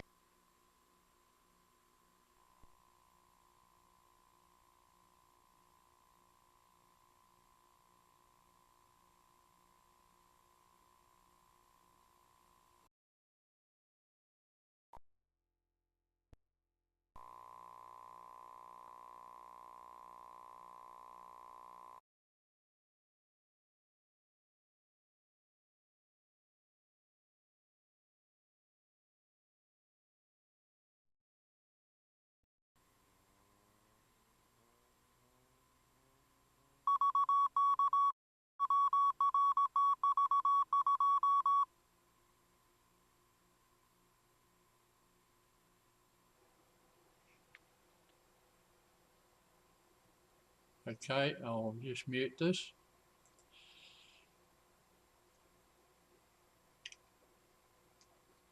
Good evening, everybody. Well, it's good evening from here in Australia. The handle this way is Tony, and the call sign is Victor Kilo 7 Alpha X-ray. I'm situated or located in the regional township of Ulverston, here on the northwest coast of the island of Tasmania.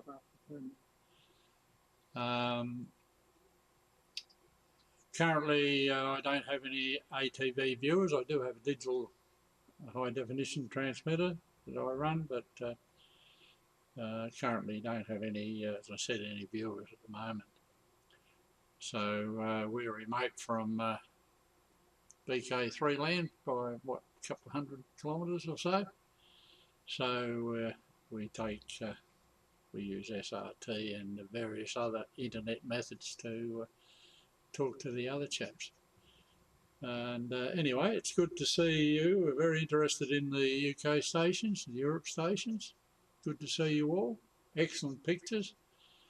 And I won't hold it from here. I'll hand it back to, I think it's to go to Bevan, VK5BD from here. So it's goodbye from Tasmania, down under.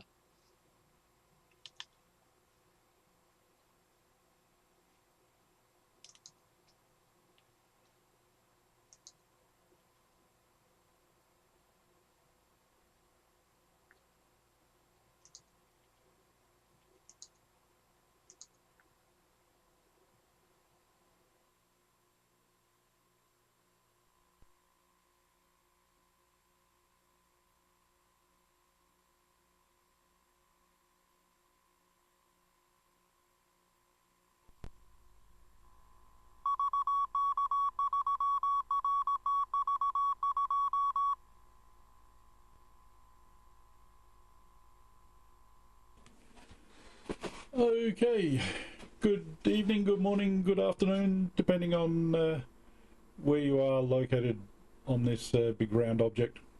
Thank you very much, Peter, for organising this QSO party, and yeah, it's good to see all the stations coming in from QO 100. Fairly impressive bit of kit. Unfortunately, nothing like that floating around in our area, but one day maybe, who knows. Another chap that would normally come up over here in Whyalla is away doing baby visiting duties, so I've got a small video to play from him, so I'll play that now. VK5YYY here in the workshop. Well, it all started with the Watt lid, and then I fell in love. Ain't love grand? And Digilight, that was fun. Well, it did look a bit better with the lid on. And there were some European DATV projects, but this one was very good. And up converters became a thing. Then they were combined with the commercial modulators, and then they got smaller. This is a photo from the article we put in AR magazine, and this is pretty much where it landed. Well, getting more compact and more compact. We tried 2.4 gig operations. That was a challenge. And yeah, my wife couldn't get the garage door open with this thing running. Portable DATV. Well, this little beauty made a contact across the other side of Spencer's Gulf. And yeah, you can fit a lot of stuff in that box. This is the VK5 YYY Go-Go Mobile. And this is the setup we used to use to broadcast our club meetings. But it was heavy. And we gave pedestrian DATV a crack. And this is another take on portable. And this is the QSO party OB I did last year. That's a photo from my XYL from home. And this is the Pico cell. That was one of the highlights of amateur TV recently. And it's amazing what you can do when you reverse engineer an LNB. Things can get a little out of hand. And this is the big boy. This little fella was a bit warm to the touch and formed the basis of the 6 metre project. And to receive 6 metres, of course, you needed some sort of spy-vertery thing. And this thing made the 6 metre and 3 centimetres joined together as one. And this is it here in the shed at home. And the radiating system. And recently we broadcast H.265 into the local repeater, wideband of course. Thanks for watching, and thanks to everyone who put in to make the QSO party a great success.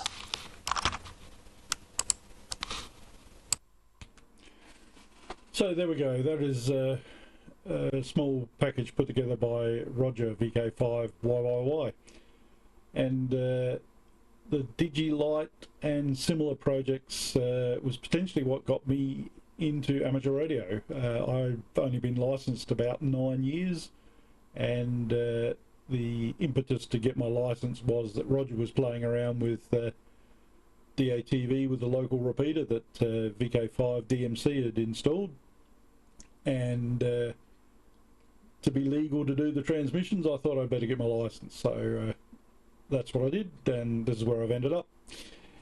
Anyway, going to hand it over to my fellow neighbouring ham operator. John, here is your turn.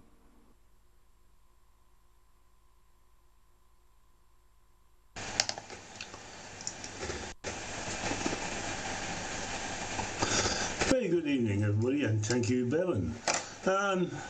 Now, just to avoid confusion, I won't nominate the time of day. I'll just simply say the Australian g'day. That covers everything. But not to be outdone, because we've also had other nationalities. I will also say goedemorgen for my Dutch and African friends. And if you're from England, which is my wife is, she's from Manchester, or Wythenshawe to be precise, I'll just say, what will I say? I'll say, I've forgotten it. Oh, yeah. Hey up. That will do. Yeah, it's a multitude of languages, just in English, isn't it? Anyway, I've been an amateur for about 45 years, and ATV for about 8 years. So, yeah, enjoying it very much. But the problem I have is that, yeah, I do have bits of equipment.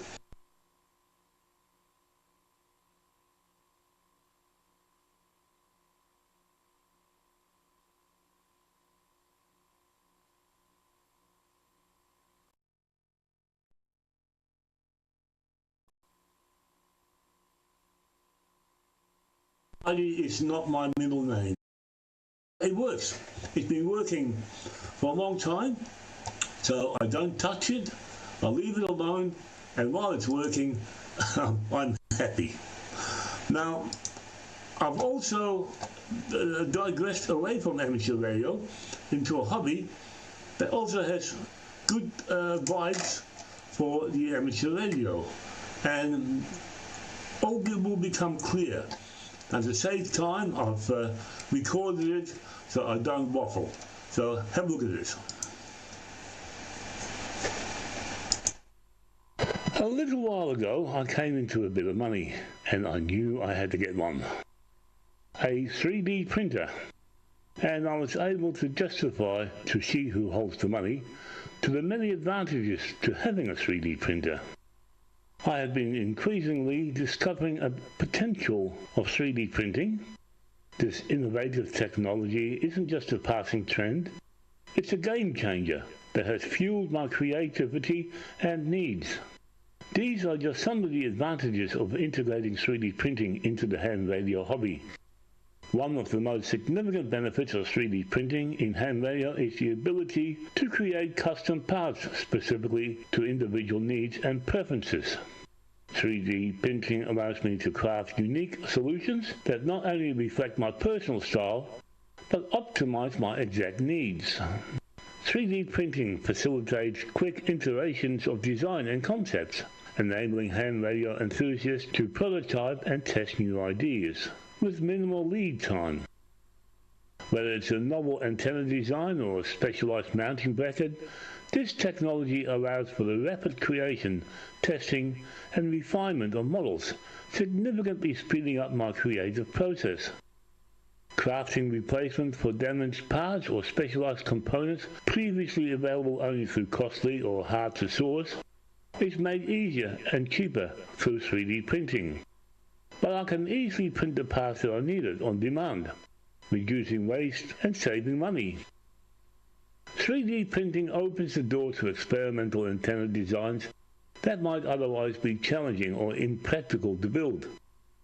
Operators can create unique geometries and configurations to enhance performance and resilience while experimenting with different materials for strength and durability.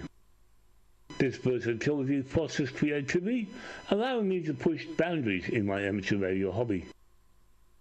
So in conclusion, incorporating 3D printing into ham radio represents a leap towards innovation and personalization, benefiting both seasoned operators and newcomers alike.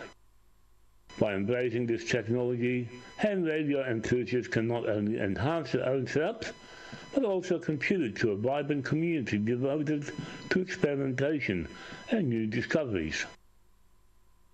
So, whether you're designing a new antenna mount, crafting a unique upgrade, or simply looking for solutions to hardware challenges, the possibilities are endless. 3D printing at your fingertips. I would not be without it.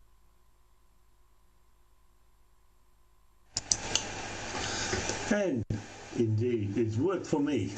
This is my fox hunting antenna. Everything in red, I printed off. And mostly designed myself as well, and the fittings themselves took quite a few goes just to get it right, but it worked fine. It works for me, and I'm sure it will work for you as well. So 3D printing, to me, an important part of ham radio as well now. Anyway, thanks for everybody who organised everything.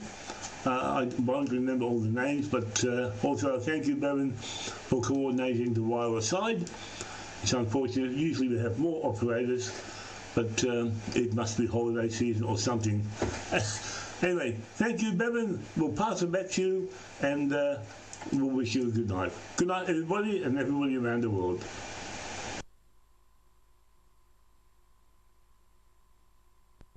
Thank you very much there, John. And yeah, it is unfortunate. We normally have 8 operators on amateur TV here in the Spencer Gulf region using VK5 RDC, but for various reasons they have not been available today, so it's disappointing. Maybe next time, hopefully. Yes, and yeah, some of you will know that I'm producers of the video for the WA Weekly News. Made a bit of a ride for my own back there every week, but that's the way things go. So once this is finished tonight, I'll be off to make a video, so it's probably 3.5 hours worth of stuff to go yet. But anyway, it's been good doing this, so thank you very much, everybody. I'll hand it back over to Pete.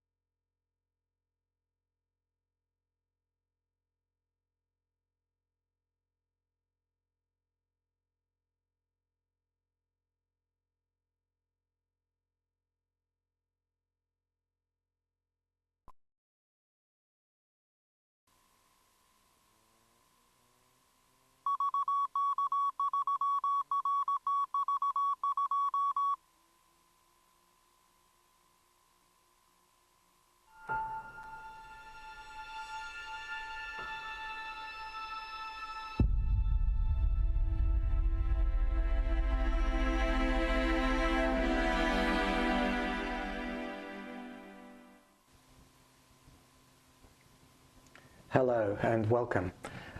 It was difficult to find out the topic for this short segment. I thought I'd call it My Journey, essentially depicting how I got here and my interest in amateur television. I think the best place to start is my QIZ page. Originally it was just a page describing who I am and what I'm doing, and it turned out into being a blog site. It sort of depicts all my different rabbit holes, what I got into, my interests and so forth. It is quite lengthy, so I'm not going to bore you with it, other than the fact that you can look it up if you're interested.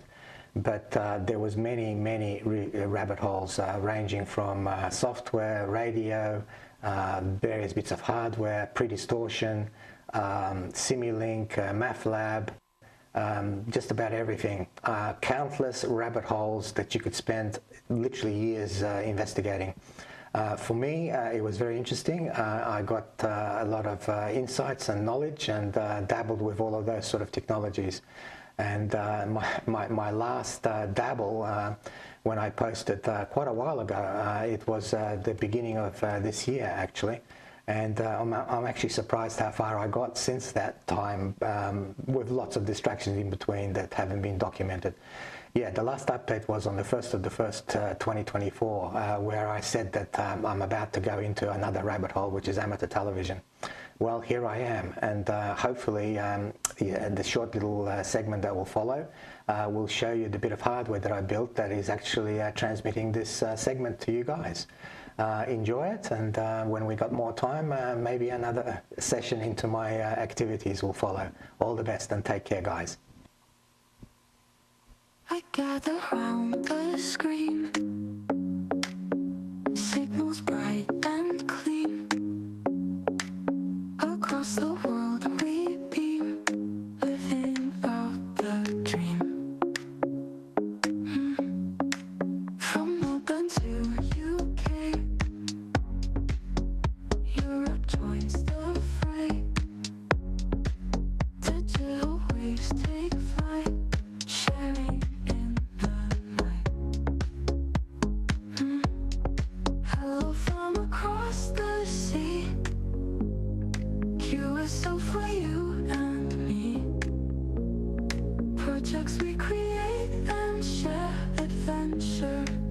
the air.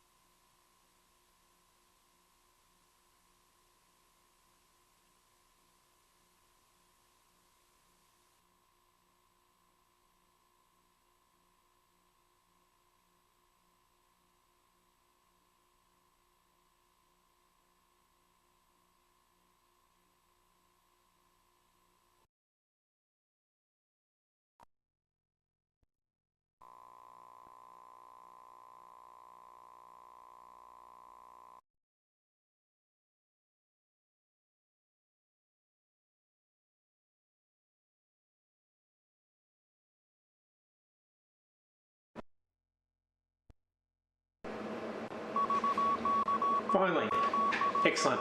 G'day, my name's Jeff, VK3GE, and I'm very lucky. I've got a shack dedicated in the house, lots and lots of room, very accommodating wife.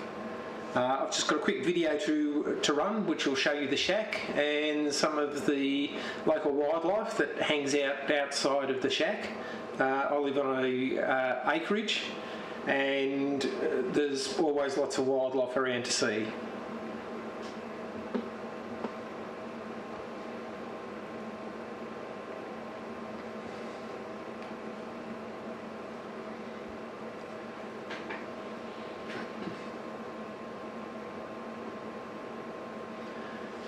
So that's my HF, VHF, UHF, SHF transceivers. That's the ATV part of the shack. Receivers, transmitters, audio mixer, ATEM multi-view. The radio computer, Stream Deck, ATEM Mini, one of the ATV receivers for the repeater. That's my transmitters, amplifiers, both DVB S2, that's the S2 transmitter which I'm using currently. An SR Systems one that I built into a box. It's an 18 watt and a 2.5 watt transmitter that I all homebrew. These are some of the locals that are outside the shack at times. That's my front yard. So I have lots and lots of room. Just some of the local the birds. There's always local birds around of lots of varieties. That these ones are just something colourful. It's just some of the Black Angus cattle that are just in the next paddock over from me, and on the opposite side of the shack, that's some of the local horses. Those horses don't belong to me. As you can see, it gets a little bit windy sometimes, but luckily all the antennas have survived so far. That's the house that I live in. Shack's at the far right corner of that, and the two towers. Both towers are around about 8 to 10 metres tall. The actual wind-up one can go up to 14 metres. They're the antennas that I'm currently using. The 28 element, 23 centimetre loop Yagi is what I'm transmitting on. And that's the view from outside the shack back towards the city. That's the Melbourne CBD, that's 40 kilometres away, and where the little V symbol is pointed down to, that's where the repeater is, and that's 60 kilometres away. I normally can use anything around about 10 to 20 milliwatts to get into the repeater. Currently running 4 watts, running high powered today. Alright, I'll pass it on to Mick, 3CH, he's the next up.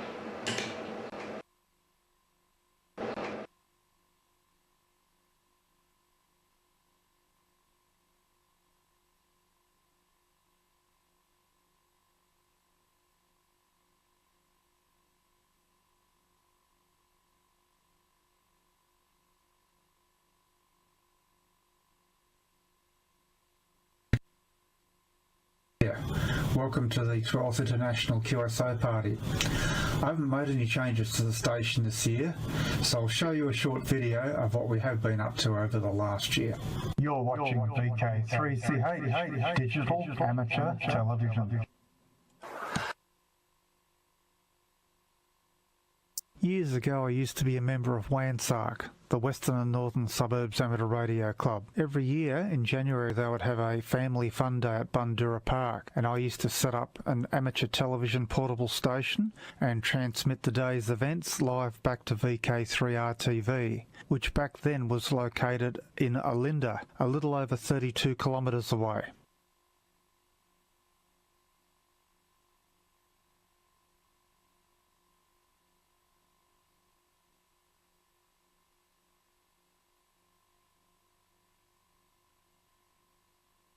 This is a picture of our latest project, a DVB-T 23cm amateur radio television transmitter. This is a front view. Here's a close-up of the analog television dish that operates on 10 gigs. You can see all the components there.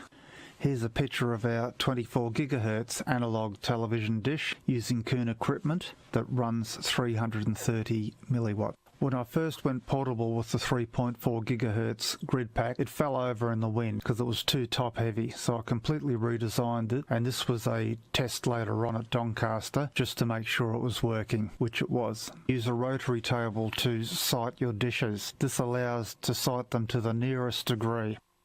Both the radio heads are installed on camera tripods. On my main tripod, I added some chain so the legs can't accidentally open up. The 23cm band 5-element Yagi is very solidly made. I chose a smaller aerial to make sure everything would pack neatly in the car. The butterfly nut adjusts the vertical height of the dish, which is only really needed to be adjusted over extremely long distances.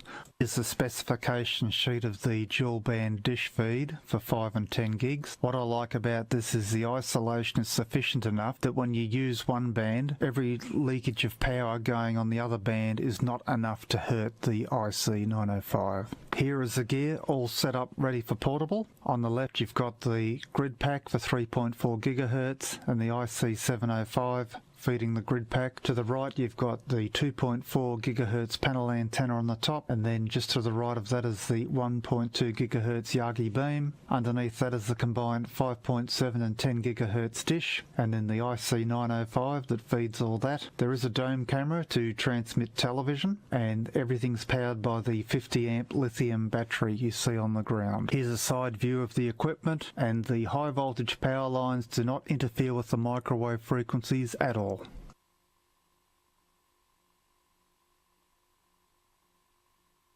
Here's a picture of me receiving analogue television from Barrabol Hills, 15 kilometres east of Geelong, 115 kilometres away. There's a little bit of herringbone pattern on it, but otherwise it's pretty good copy.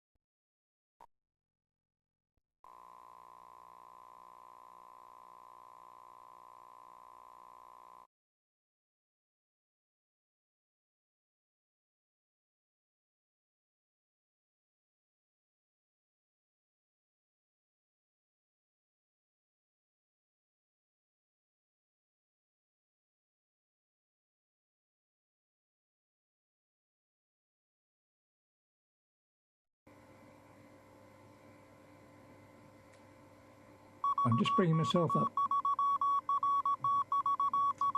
Go ahead and stream it again. Okay, testing 1, 2, 3, 4. Testing 1, 2, 3, 4.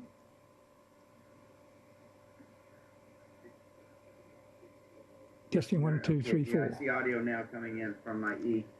Testing 1, 2, 3, 4. Testing 1, 2, 3, 4. No, we have lost audio on the stream. Yes.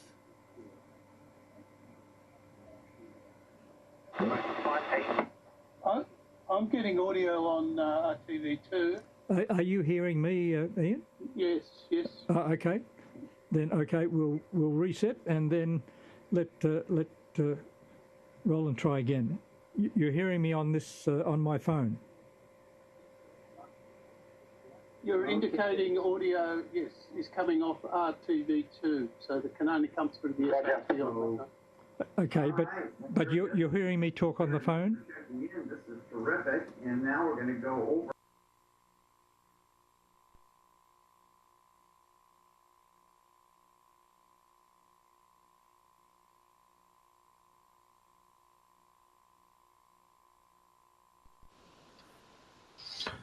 All right, good morning, good afternoon, good evening to everyone.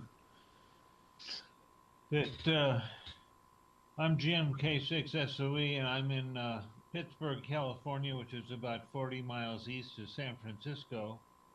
And the Mount Diablo system up here is DVB-S, DVB-S2 input on 1200 megahertz. Output on 1200 megahertz DVB-S at the present time. We've got about a dozen users up here check into my net every week, which is on Thursdays at 0300 Zulu on the ATN-TV whereby stream. So hopefully my audio is coming through, and from there I'll send it back to Roland. And if you're not watching ATV, you're just not getting the picture. 7-3, glad to be here, glad to be seen. Back to you, Roland. K6SOE, KC6JPG, very good, my friend. Thank you very, very much. Yes, Dan said it well, didn't he? If you're not watching ATV, you're just not getting the picture. I love that. Very good, my friend. Thank you very much for checking in on the QO100 satellite. And now we're going to go over to Rod, WB9KMO, and he is in Mesa, Arizona, which is not too far away from Phoenix. So Rod, is absolutely wonderful that you're on tonight, or today, this morning, and we're going to take it to you.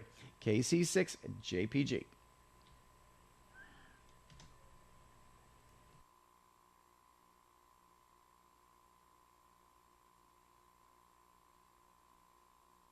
Audio.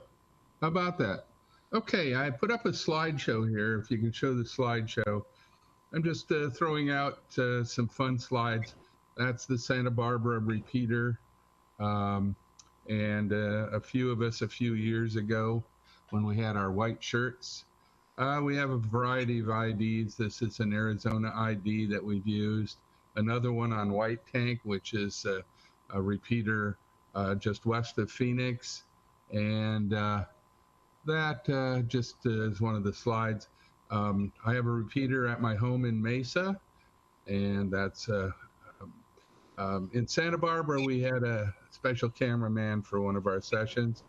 That's my home, and the tower on top is for the repeater. I was born in 1951, and this is what happened. The earth stood still when I was born. Don't be left behind. Get on ATV, and we have our license plates that we can put our call signs on, and color bars, variety. In Santa Barbara, this is one of the original IDs that we used back in 1980, California license plate. And that's me operating about 30 years ago from Santa Barbara through the Santa Barbara repeater, and giving a little presentation at one of the hamfests here. I like to get my robots out. It gathers attention, and I put them on ATV sometimes. And The upper right is a picture of the view from my house. Houston, we don't have a problem. Okay, that's about all I've got here. Take it away. Oh yeah, little lightning, little rainbow. That's all I've got. Take it away from Mesa, Arizona, USA. This is Rod Fritz, WB9 KMO, and I live at Thunder Mountain, about 1,800 feet elevation here. WB9KMO, KC6JPG. Well, very good, Rod. Terrific presentation, and love the graphics and love the robots too. So you got it, my friend. So thank you very, very much for checking in with us. All right, we're going to go over to Tucson, Arizona, and that is where Joel is at, KD6W, KC6JPG. Joel, good morning. Well, good morning, Roland. This is Joel, KD6W, here in Tucson, Arizona. Grid Square Dog Mike 42 Kilo Golf. Basically, we're doing everything through the internet right now because our machine is sitting currently in the garage. It's basically a big stack of equipment that's getting put together from a bunch of commercial equipment that we've accumulated over the years. Some people may know some of my former employment was from a long time ago. We started in digital television back in 1995, but been a ham since 1984, but worked in the professional side for many years, but just recently retired after doing a bunch of work in the ATSC community over here in the United States. Behind me, I've got my 10 and 24 gig rig out because I was running in the contest a couple weekends ago, and I'm in the middle of working on one of the little boards that I made to, it's my little 4-port sequencer for sequencing the radio. Well, one of the little relays got damaged because it got squished in the back seat of my truck, kind of thing. Any case, we're getting ready to put that rack of equipment in its new location. It's got a new home to go to. It's going to be on this site up on Mount Lemon with coverage that should be pretty spectacular. We have a great opportunity from the top of Mount Lemon. It's 9,000 feet up in the air, so that's got a great coverage pattern. This is on 1276 and has coverage all the way up to and includes parts of where our other machines are at here in the Arizona ATN network, Mesa being where Rod is at, and Lee is over here in Glendale, and White Tanks is right over here off to the very far west. But so we're getting ready to do some other work. We started doing the internet thing when we lost our machine site. We got priced out of the place we were at, so we started doing more work on SRT. So there's these cool little clever devices called Raspberry Pis, and so we've found an image that seems to be working pretty stably, and we're able to shoot images right straight out of our Vision Mixer. With this latest software update that we got from Blackmagic, we're able to just switch a button on and off you go, and there's your picture, and it shows up at the other end, and it's very beautiful. So that's about it from here, and back to you, Roland. This is Joel, KD6W in Tucson. Yeah, KD6W, KC6JPG. Oh, very good, Joel. Thank you so much for the contributions that you're doing, especially with the Tucson repeater system. And I tell you, the rack looks beautiful. So looking forward to seeing you guys getting that deployed shortly. That's terrific. Well, very good. Well, it looks like I got Keith also waiting in the wings, possibly, and David. So if you want to grow your screens, guys, and Matheson, if you're there, we would like to check you in too. So if you have the opportunity. Okay, and we got in Virginia, we got David, KN4LQN. And so, David, it's great to see you, my friend. Good morning. And how's it going? KC6JPG for the ATV QSO Party 2024 via the QO100 satellite. David KM4LQN hailing from Richmond, Virginia. That's Richmond on the James. I want to say 73 to everyone. I really enjoy seeing everyone's setup, and we are early days here in Richmond, Virginia, playing around with DATV, DVB primarily. Got a couple of sites looking. We don't have any of these nice mountains. We're all hill-based here, but it's really great to be able to see everyone and say hello. This is KM4LQN 73. Back to you. KN4LQN, KC6JPG. Very good. It's great to see you this morning. So thank you very, very much for checking in with us. Terrific. All right. Let's see here. And I think that is going to be it. I was hoping that Keith might be popping in, or Matheson will be popping in. But looks like that might be it, Peter. So we're going to go ahead and turn it back over to you. So this is Roland, KC6JPG in Rancho Cucamonga, California. And just kind of give you a little tour of what's going on here in the KC6JPG studios real quick. This is my my setup here. So I got monitors galore all over the place with the QSO party linking all points in the United States here. And got a couple of Raspberry Pis in the rack. And that's what's feeding a lot of our whereby and BATC feeds. And of course, there's our back channel there, and of course we got a new project. And I just like to thank Tony VK7AX and also Neil VK3BCU who really guided me. We got our first SRT player / decoder right here. Just got this built up on Thursday and put it in a double hat case, or with a hat case in here. And so this is deployed using the Raspberry Pi player, and then we got the relay modules out, and it's operating perfectly using GPIO 26. Operating relay number 1. So we're going to get this deployed over to Mike's QTH at Job's Peak Repeater, and we'll be able to SRT around the world, all on the air to everywhere. So it's going to be terrific for those that want to be doing presentations at Hamfest and doing net control stuff. All right, Peter, we're going to go ahead and turn it back over to you. So thank you so much for this grand opportunity. What a great, great event. Back to you. This is Roland, KC6JPG 73, everyone.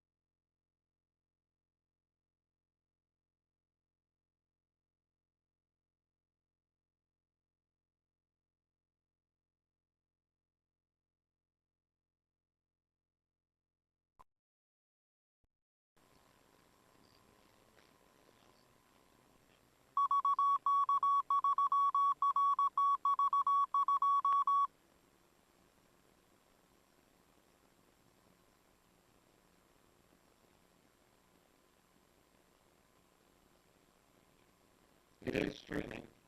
Streaming is on. Okay, there's go. We have audio. Is there audio? I wonder what's doing that. Everything looks okay here. Well, we'll do the best we can. This is AB0MY for the Boulder group, Boulder, Colorado. Grid square is DN70, and we're coming to you about 4 a.m. this morning, our time. And I seem to be the only one left running here this evening. But it's been great. I've enjoyed this so much. This has been the best QSO party so far. I'm so glad the European contingent got in here. That seems to complete the around-the-world thing for us. And what I'm going to do here is, just to finish off, I'm going to put up a quad view. I should still have audio for us. And what I'm going to do here is, just to finish off, I'm going to put up a quad view. I should still have audio. And what I'm going to do here is, just to finish off, I'm going to put up a quad view. I should still have audio.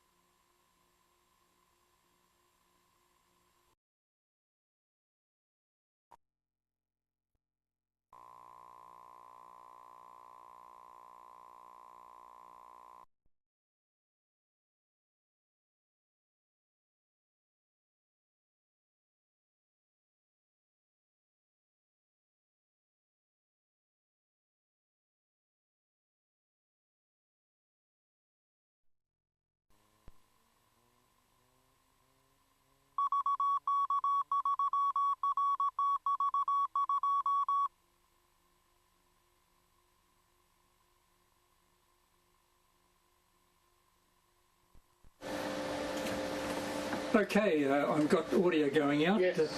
Good. Thanks, Ian. Well, what a fantastic day we've had. We've had a truly international QSO party, and being amateur TV, we've had a few warts that we've had to fix. Not the least that we've got half of VK3 RTV not working, and then the usual audio problems that go with amateur TV. We seem to have more audio problems than video problems, but that's the way it goes. For this particular session, thank you to Martin, G4 Foxtrot Kilo Kilo, and I've been a member of the BATC since about 1971, I think, and there's many of us here that are members of that club, and it's a great thing, and it's really the incubator of TV, I think, right throughout the world. Also to John McCarthy, thanks for coming up, John. Really nice to see you. And also to Dave Crump, who gave us a rundown on the Portsdown and what's going to happen there, which is great. And then we had Gary ZS6YI and the guys from South Africa. And then I lost track of where we went from there. We went all over the world. I think we went to India, and I think we went to Brazil. So we've had an incredibly good ATV QSO party. So the plan is that the last Saturday in August, we'll do it again. And hopefully we'll have it even bigger and better, and with perhaps less problems. That would be really good.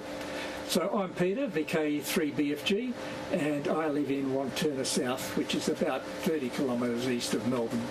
So for us here in Melbourne, and on behalf of everyone here, the VK3RTV gang, thank you all for participating in the QSO party. It's been great. So we'll see you again soon.